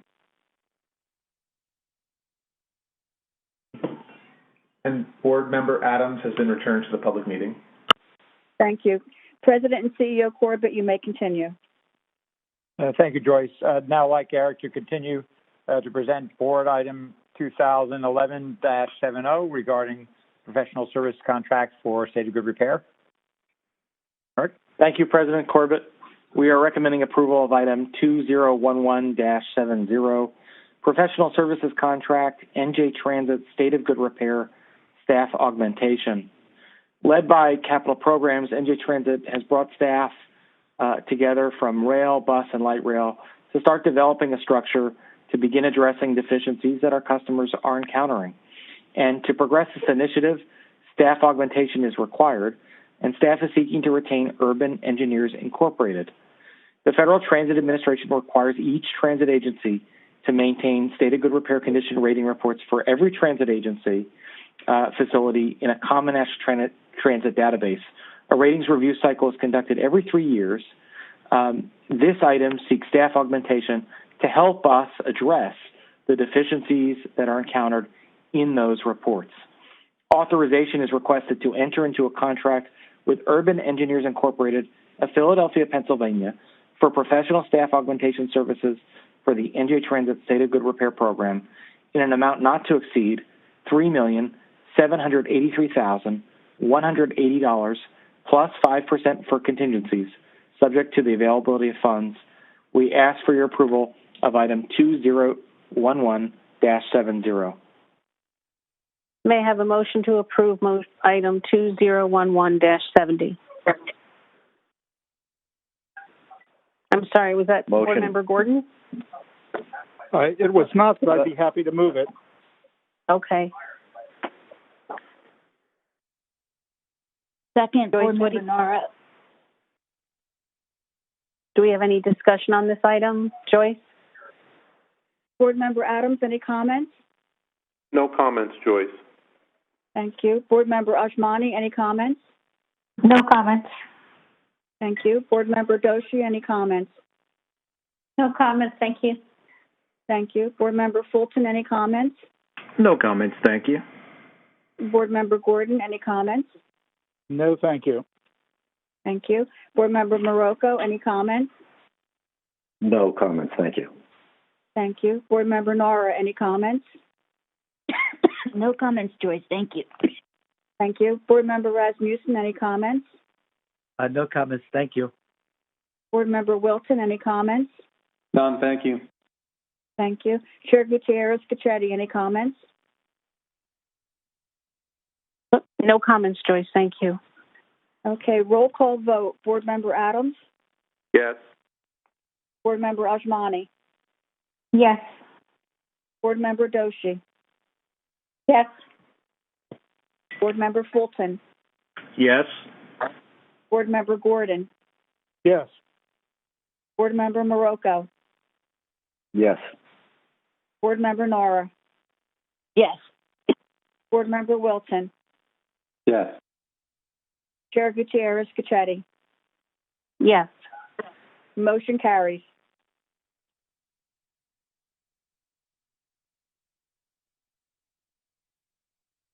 All right. Joyce, I'd now like to introduce Ron Nichols, Chief of Light Rail and Contract Services, to present Board Item 2011-71 regarding contracting out of Middlesex County local bus service. Ron? Thank you, President Corbett. We are recommending approval of item 2011-71, contracting out Middlesex County local area bus service. Authorization is requested to enter into a contract with Academy Express, LLC of Hoboken, New Jersey, to operate the Middlesex County local area bus service for a 36-month base contract period of January 17, 2021 through January 20, 2024, at a cost not to exceed $31,054,059 plus 5% for contingencies, for a total contract authorization of $32,606,762, subject to the availability of funds and board approval of New Jersey Transit operating budget. We ask your approval of item 2011-71. May I have a motion to approve? Motion, Fulton.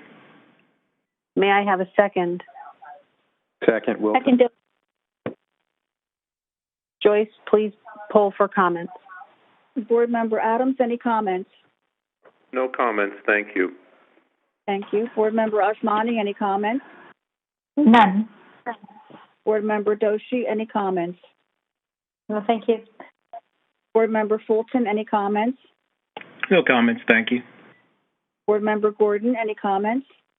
No, thank you. Board Member Marocco, any comments? No, thank you. Board Member Nara, any comments?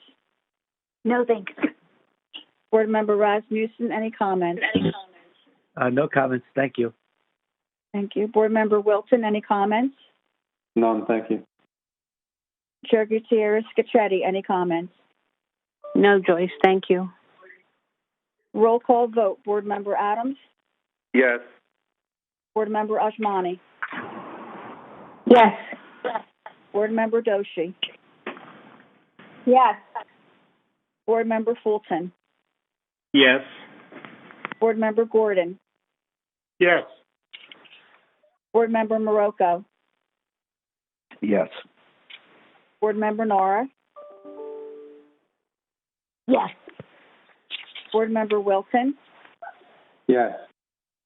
Chair Gutierrez-Cachetti? Yes. Motion carries.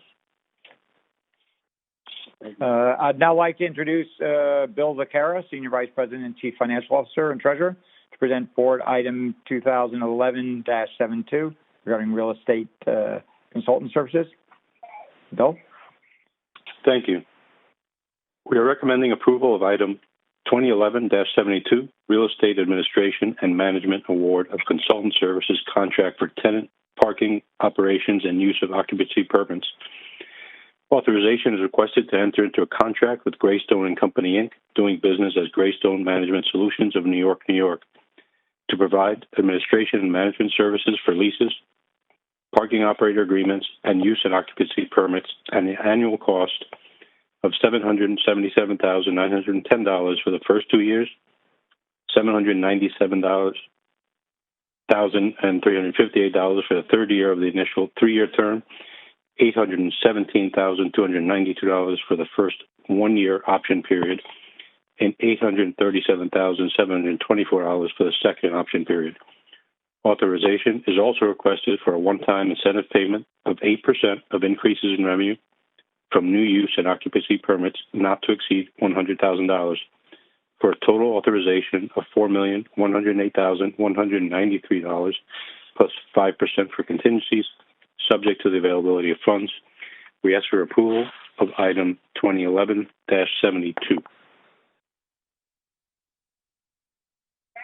May I have a motion?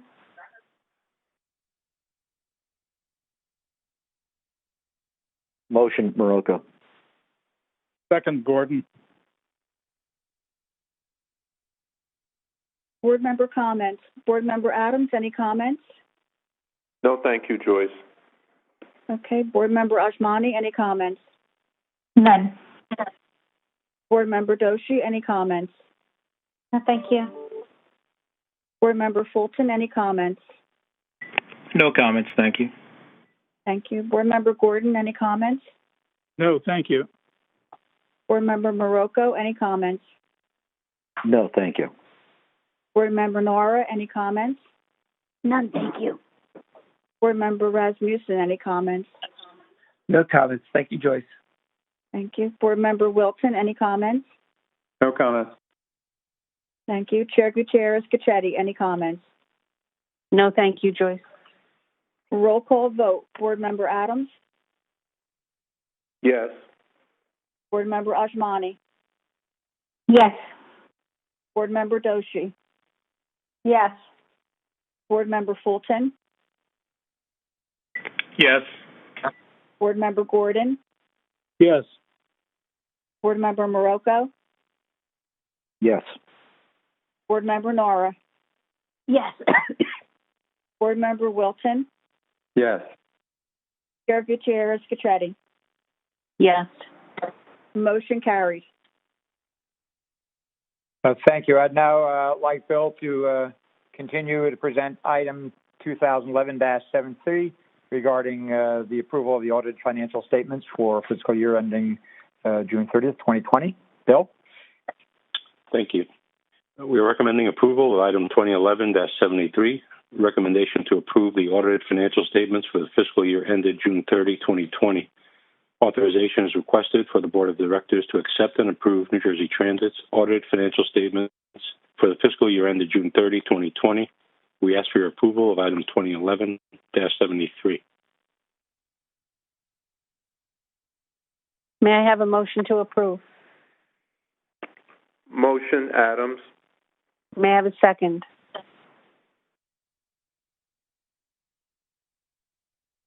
Second, Marocco. Second, Gordon. Thank you. Is there any discussion? Joyce, go ahead. Board member Adams, any comments? No comments, thank you. Thank you. Board member Ajmani, any comments? None. Board member Doshi, any comments? No, thank you. Board member Fulton, any comments? No comments, thank you. Board member Gordon, any comments? No, thank you. Board member Marocco, any comments? No, thank you. Board member Nora, any comments? None, thank you. Board member Rasmussen, any comments? No comments. Thank you, Joyce. Board member Wilton, any comments? No comment. Chair Gutierrez-Cachetti, any comments? No comments, Joyce. Roll call vote. Board Member Adams? Yes. Board Member Ajmani? Yes. Board Member Doshi? Yes. Board Member Fulton? Yes. Board Member Gordon? Yes. Board Member Morocco? Yes. Board Member Nara? Yes. Board Member Wilton? Yes. Chair Gutierrez Cacchetti? Yes. Motion carries. We have a board member recusal on the next item. Board Member Fulton is recused from item 2011-74. Operator, please remove Board Member Fulton from the meeting for this item. Certainly, please stand by one moment. Thank you. Board Member Fulton has been removed. Thank you. Chair Gutierrez Cacchetti, you may continue. Thank you so much, Joyce. It is my pleasure at this time to recommend approval of item 211-74, designation of Vice Chairperson of the New Jersey Transit Board of Directors. This action item is to designate Cedric T. Fulton as Vice Chairperson of the New Jersey Transit Board of Directors. I have known Cedric for a long time, based on our work in the tolling industry. Cedric is, first of all, an extraordinarily good person, with a very open mind and an extraordinary demeanor, and certainly committed to public service.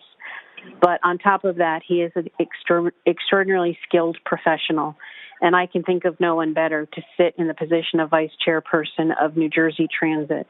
And with that, I will take a motion to approve. So moved, Gordon. Second, Wilson. Second. Thank you, Brian. Joyce?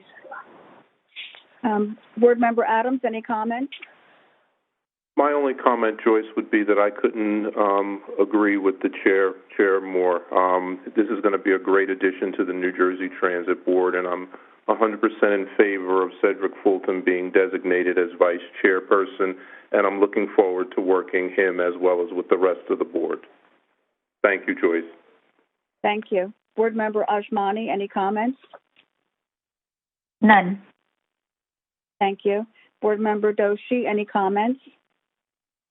I would like to also agree with the chair and say congratulations to Board Member Fulton, and I've learned a lot from him already and look forward to working with him. Thank you. Thank you. Again, for the record, Board Member Fulton is recused. Board Member Gordon, any comments? Excellent choice. Pleased to support him. Thank you. Board Member Morocco, any comments? I will also echo the chair's appraisal of Cedric and congratulations to him. Thank you.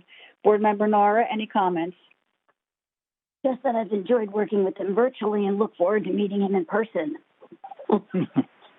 Thank you. Board Member Rasmussen, any comments? I fully support the endorsement of Board Member Fulton for the Vice Chair, so congratulations. Thank you. Board Member Wilton, any comments? Congratulations, Cedric. Chair Gutierrez Cacchetti, any comments? Not beyond those I've made. Okay. Roll call vote. Board Member Adams? Yes. Board Member Ajmani? Yes. Board Member Doshi? Yes. Board Member Gordon? Yes. Board Member Morocco? Yes. Board Member Nara? Yes. Board Member Wilton? Yes. Chair Gutierrez Cacchetti? Yes. Motion carries. Operator, please bring Board Member Fulton back into the meeting. Certainly, please stand by one moment.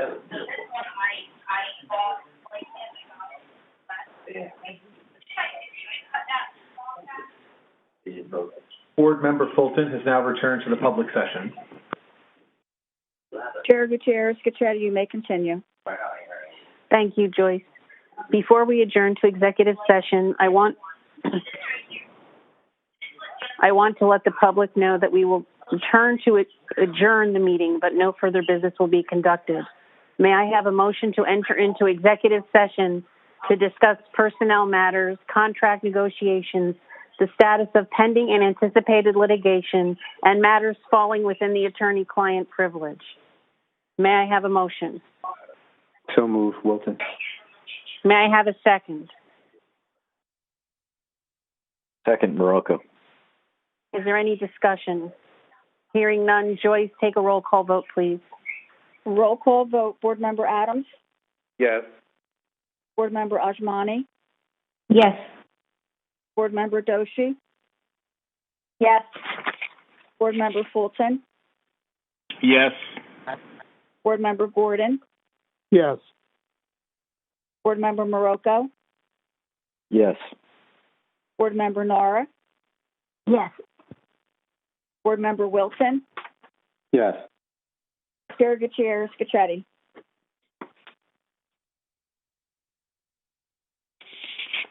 Yes. Thank you. Motion carried. Operator, please move board and staff out of the public meeting to the pre-conference room and then move those participating in the executive session to the executive session meeting. Certainly. Please stand by. I will confirm once the executive session has been established. And members of the public, please note the public session will go on music hold for the duration of the executive session. Please stand by.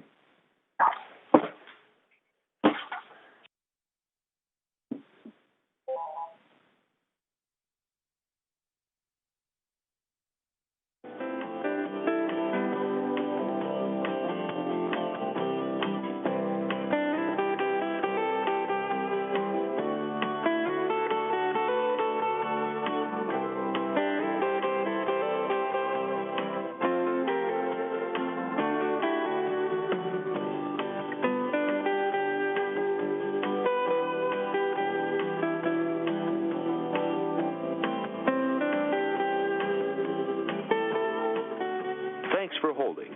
We appreciate your time and patience. Please stay on the line, and we'll be back in just a moment.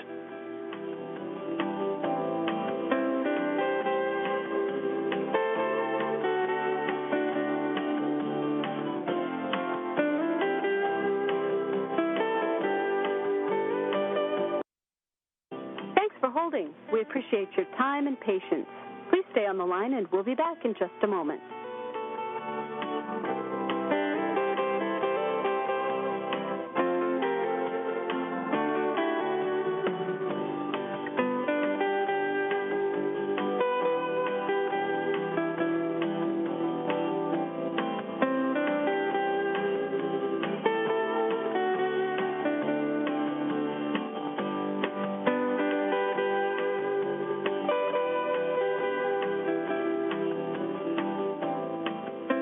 Thank you for waiting. Your patience is appreciated. Please hold the line, and we'll be right back with you.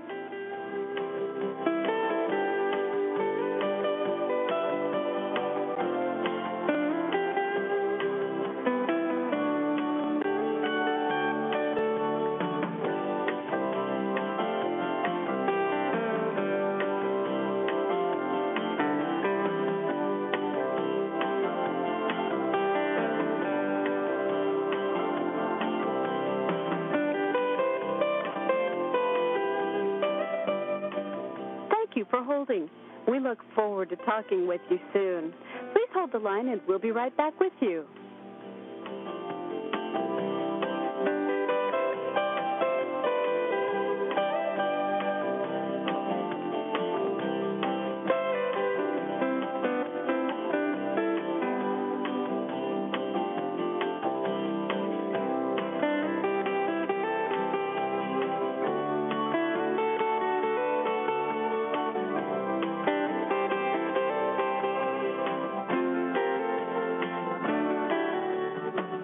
Thanks for holding.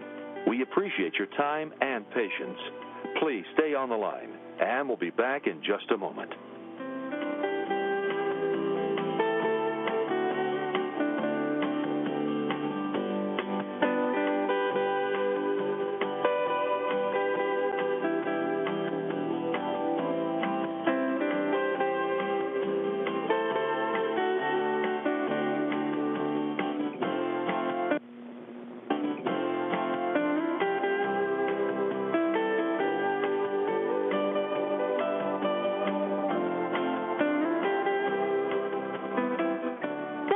holding. We sincerely appreciate your patience.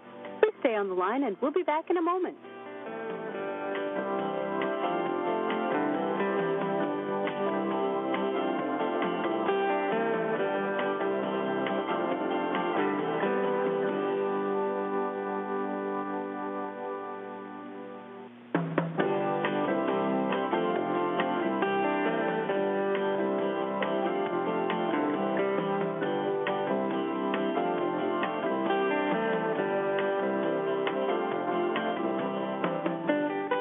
Thank you for holding.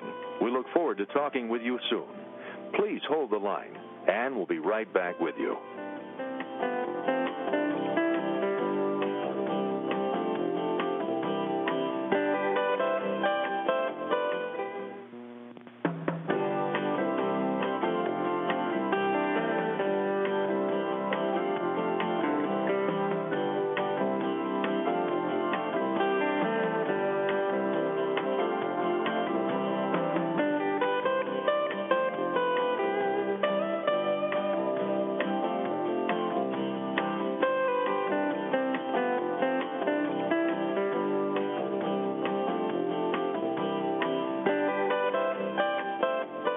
For holding.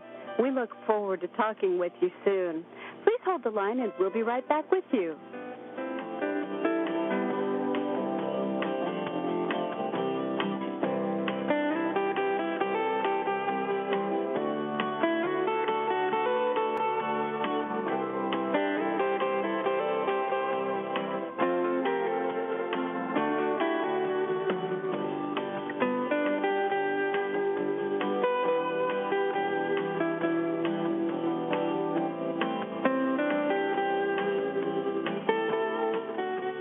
For holding. We appreciate your time and patience. Please stay on the line, and we'll be back in just a moment.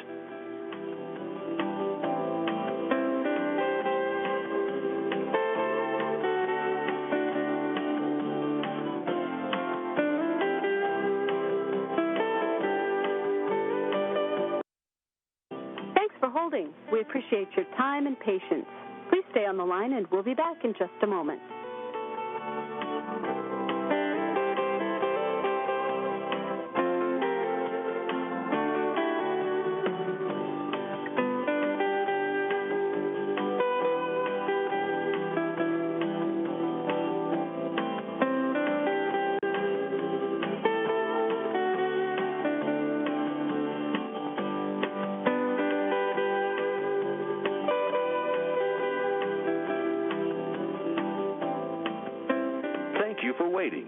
Your patience is appreciated. Please hold the line, and we'll be right back with you.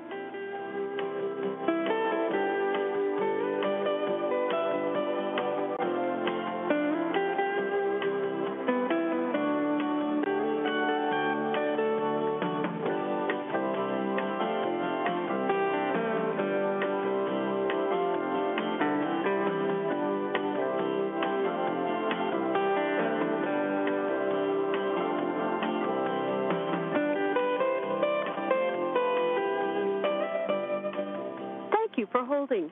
We look forward to talking with you soon. Please hold the line, and we'll be right back with you.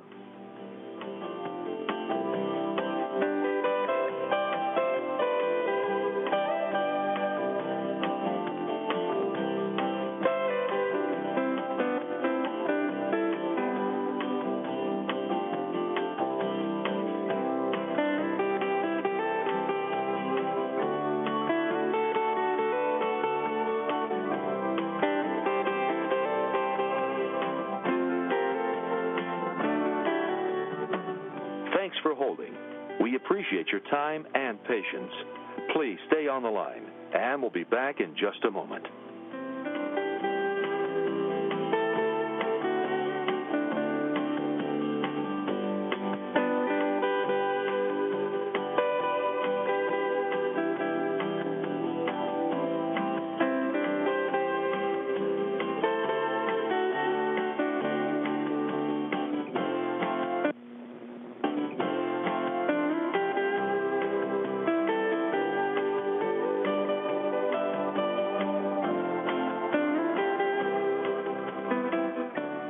for holding. We sincerely appreciate your patience. Please stay on the line and we'll be back in a moment.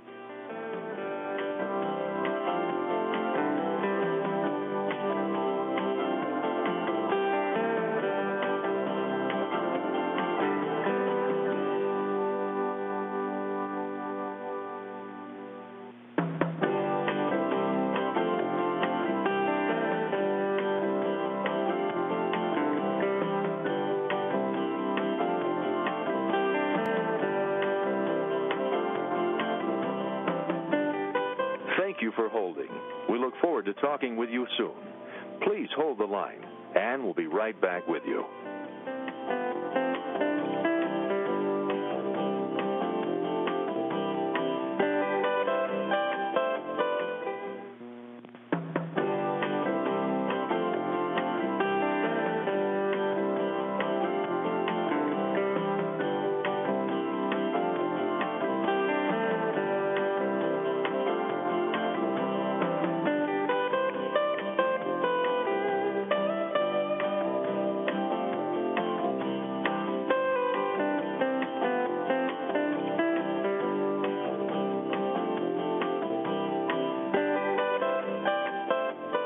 For holding.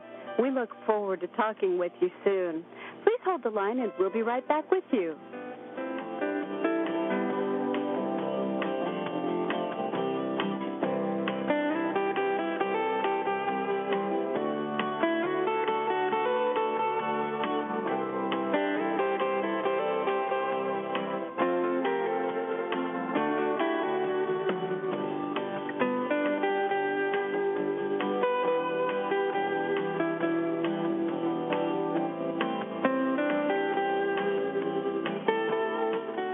Thanks for holding. We appreciate your time and patience. Please stay on the line, and we'll be back in just a moment.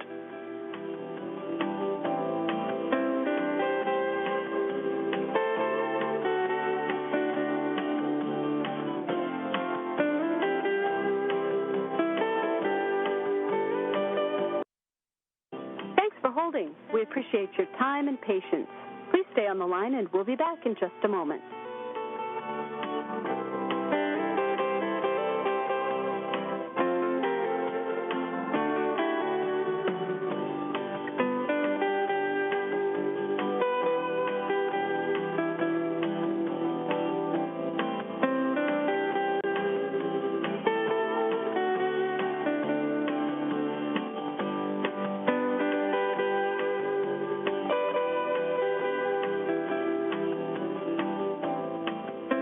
Thank you for waiting. Your patience is appreciated. Please hold the line, and we'll be right back with you.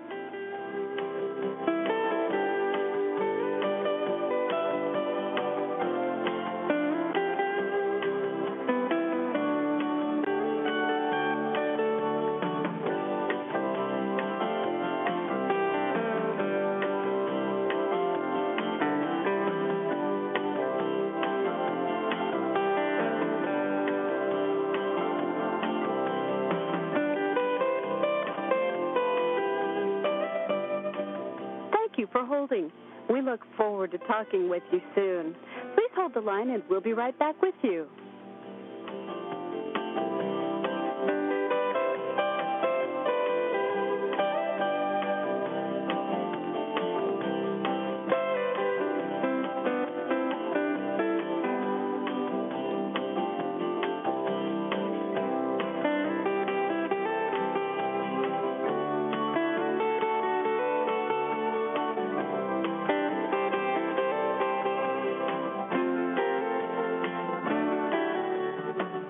Thanks for holding.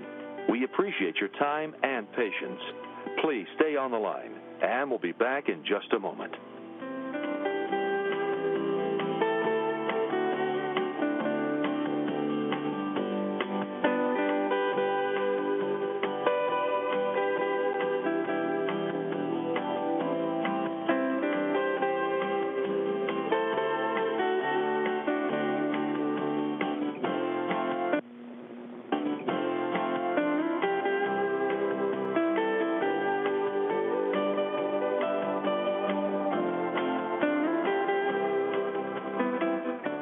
Thank you for holding. We sincerely appreciate your patience. Please stay on the line, and we'll be back in a moment.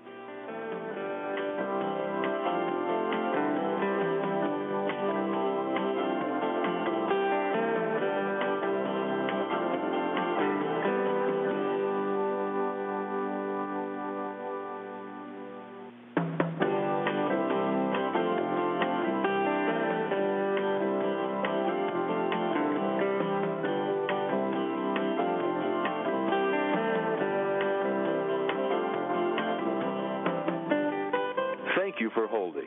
We look forward to talking with you soon. Please hold the line, and we'll be right back with you.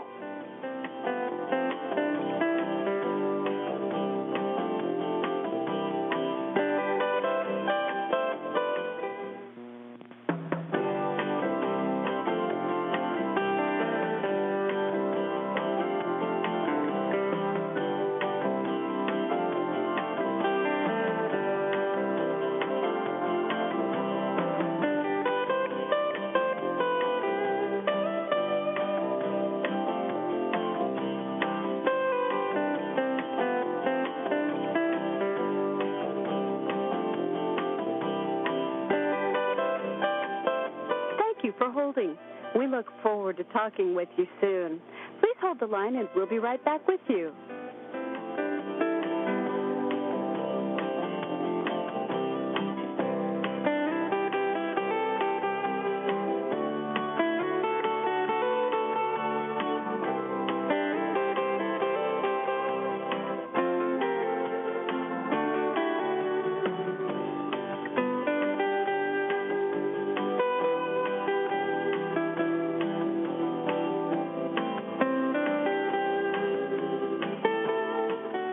Thanks for holding. We appreciate your time and patience. Please stay on the line, and we'll be back in just a moment.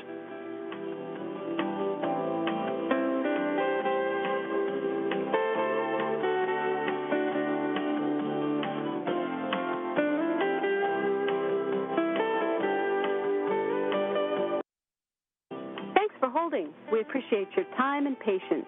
Please stay on the line, and we'll be back in just a moment.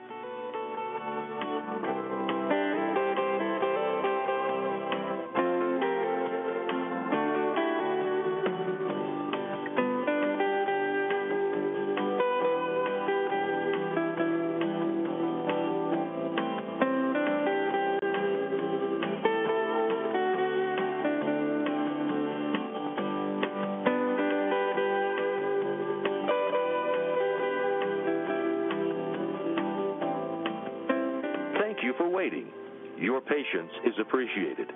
Please hold the line, and we'll be right back with you.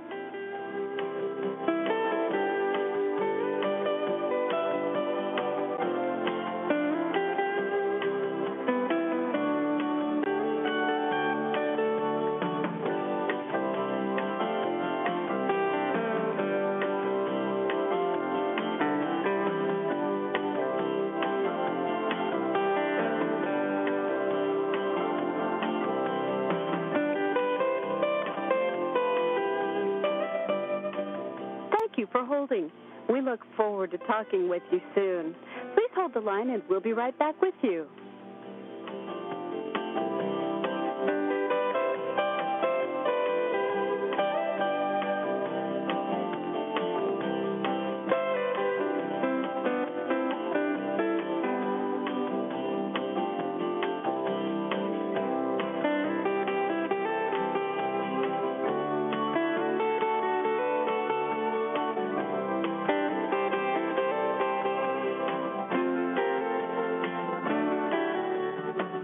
Thanks for holding. We appreciate your time and patience. Please stay on the line, and we'll be back in just a moment.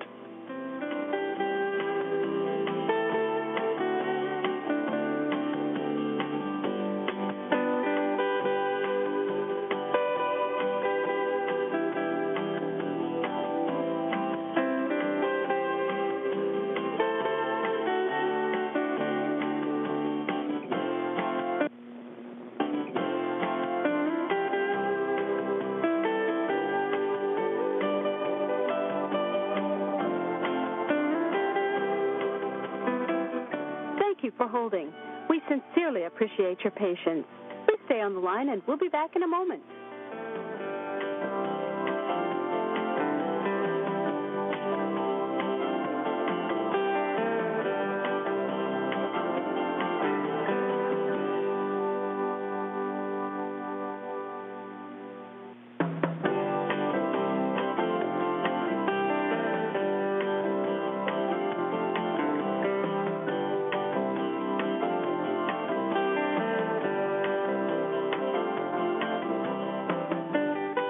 Thank you for holding. We look forward to talking with you soon. Please hold the line, and we'll be right back with you.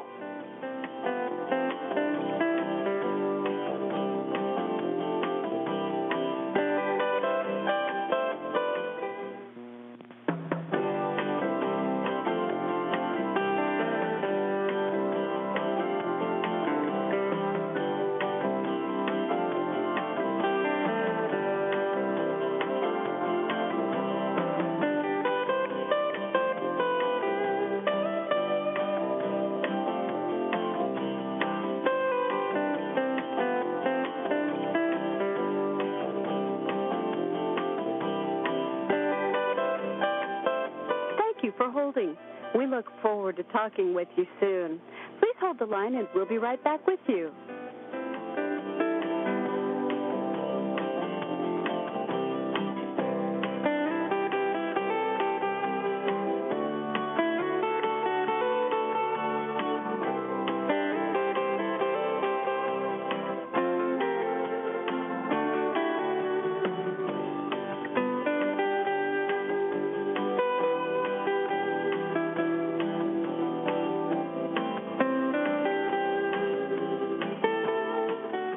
Thanks for holding.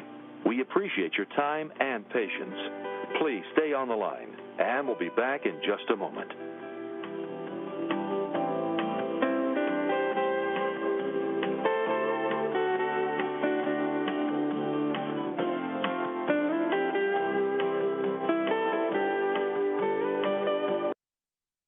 Thanks for holding. We appreciate your time and patience. Please stay on the line, and we'll be back in just a moment.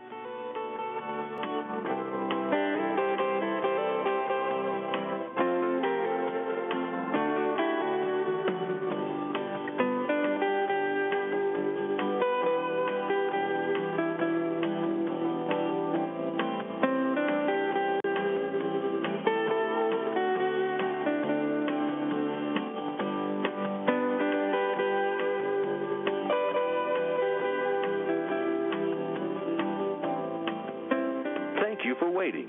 Your patience is appreciated. Please hold the line, and we'll be right back with you.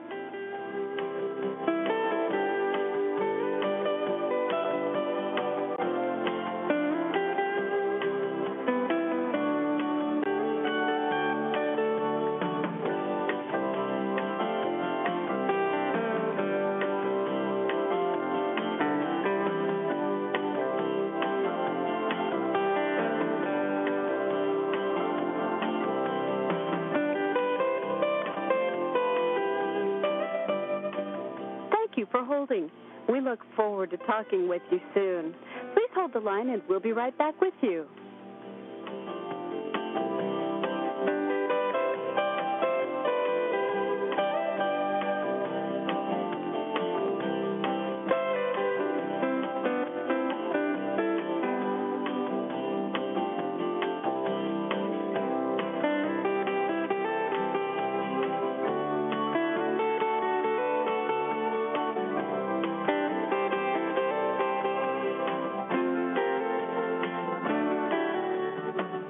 Thanks for holding.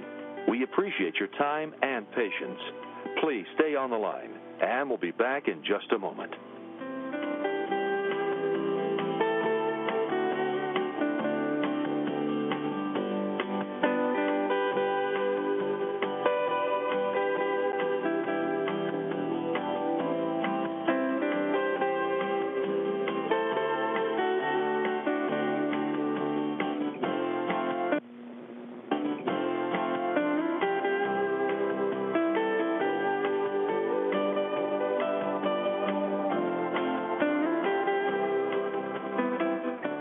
you for holding. We sincerely appreciate your patience. Please stay on the line, and we'll be back in a moment.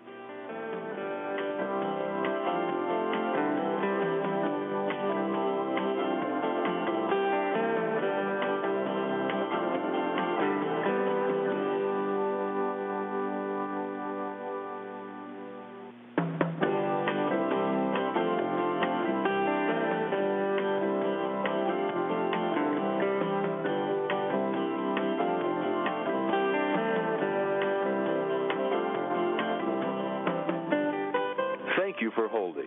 We look forward to talking with you soon. Please hold the line, and we'll be right back with you.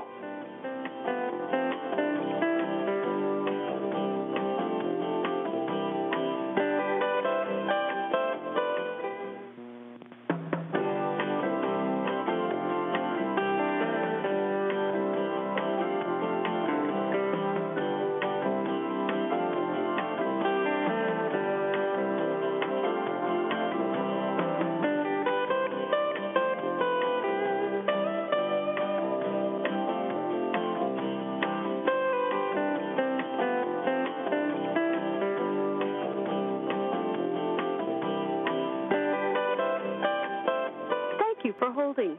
We look forward to talking with you soon. Please hold the line, and we'll be right back with you.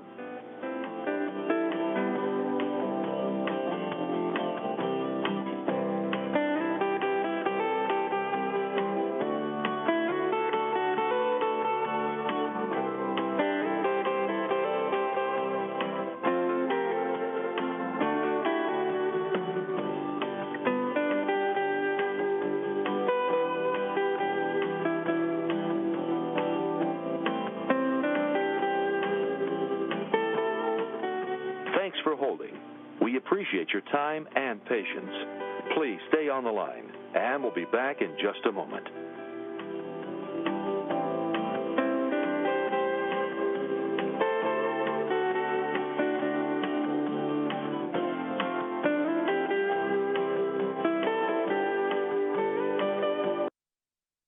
Thanks for holding. We appreciate your time and patience. Please stay on the line, and we'll be back in just a moment.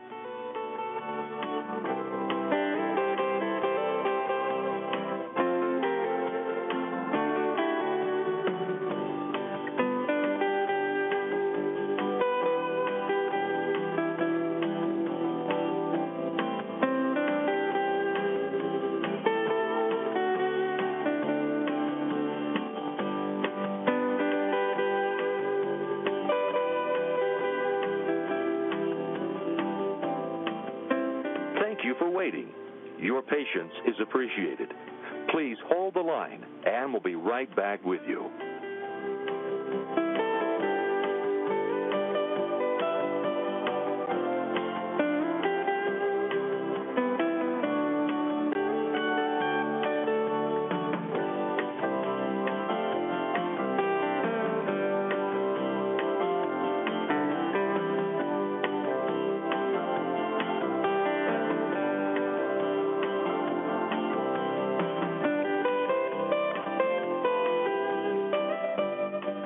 Thank you for holding.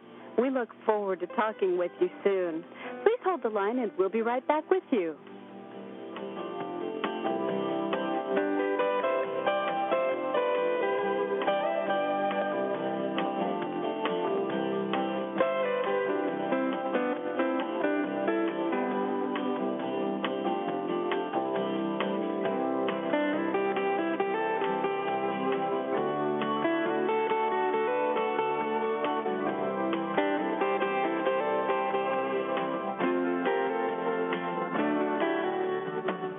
Thanks for holding. We appreciate your time and patience. Please stay on the line, and we'll be back in just a moment.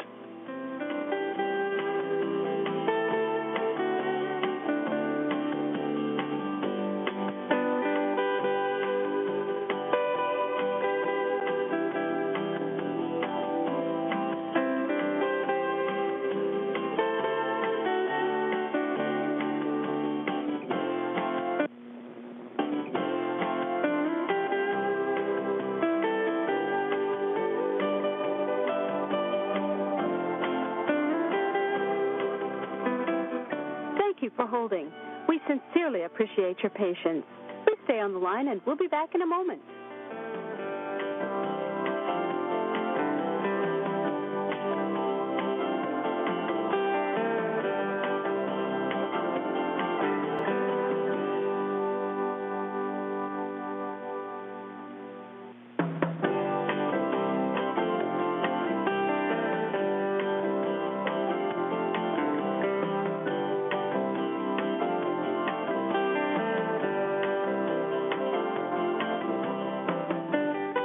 Thank you for holding. We look forward to talking with you soon. Please hold the line, and we'll be right back with you.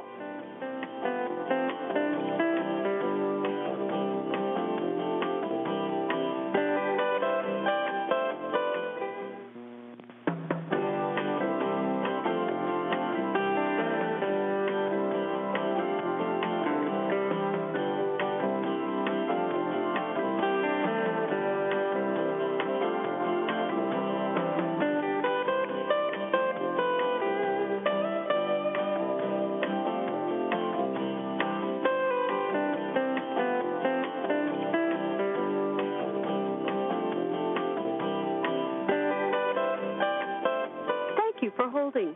We look forward to talking with you soon. Please hold the line, and we'll be right back with you.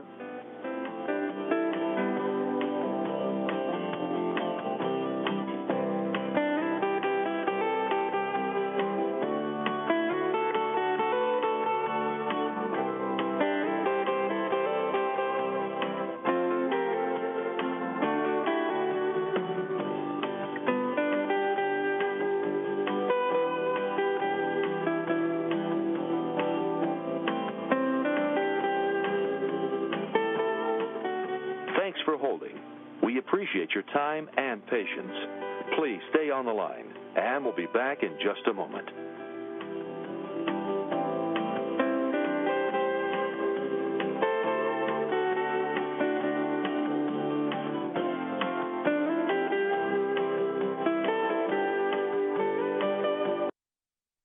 Thanks for holding. We appreciate your time and patience. Please stay on the line, and we'll be back in just a moment.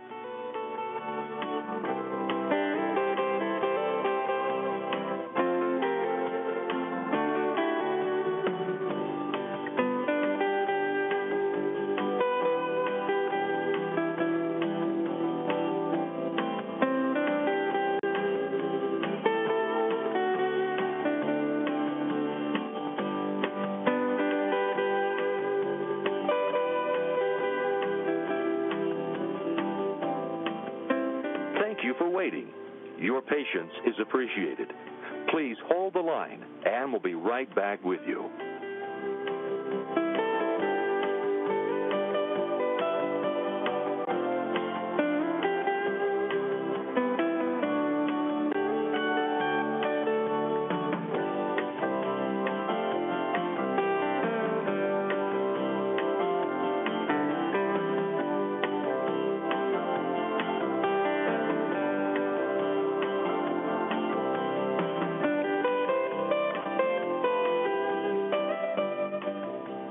For holding.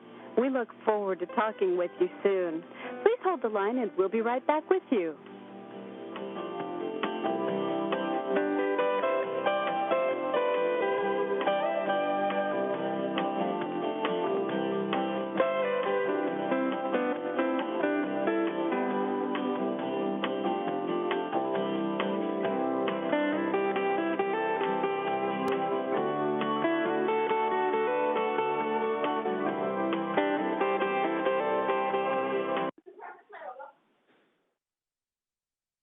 Board Member Rasmussen's back on the call. Sorry about that, guys.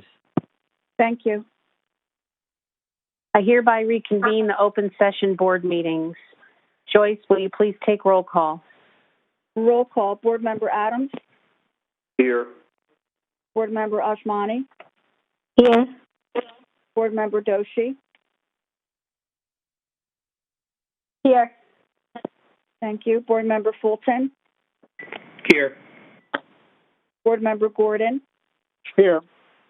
Thank you. Board Member Marocco? Here. Board Member Rasmussen? Here. Board Member Wilson. Here. Chair Gutierrez Cachetti.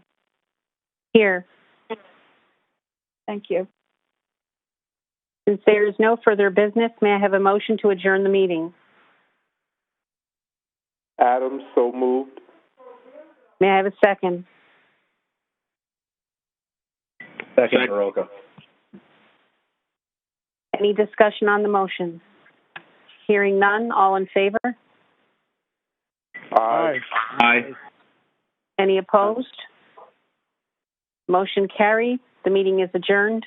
I wish everyone a very healthy and happy Thanksgiving. See you next month. Happy Thanksgiving. Thank you. Thanks, everyone. Good night. Good night.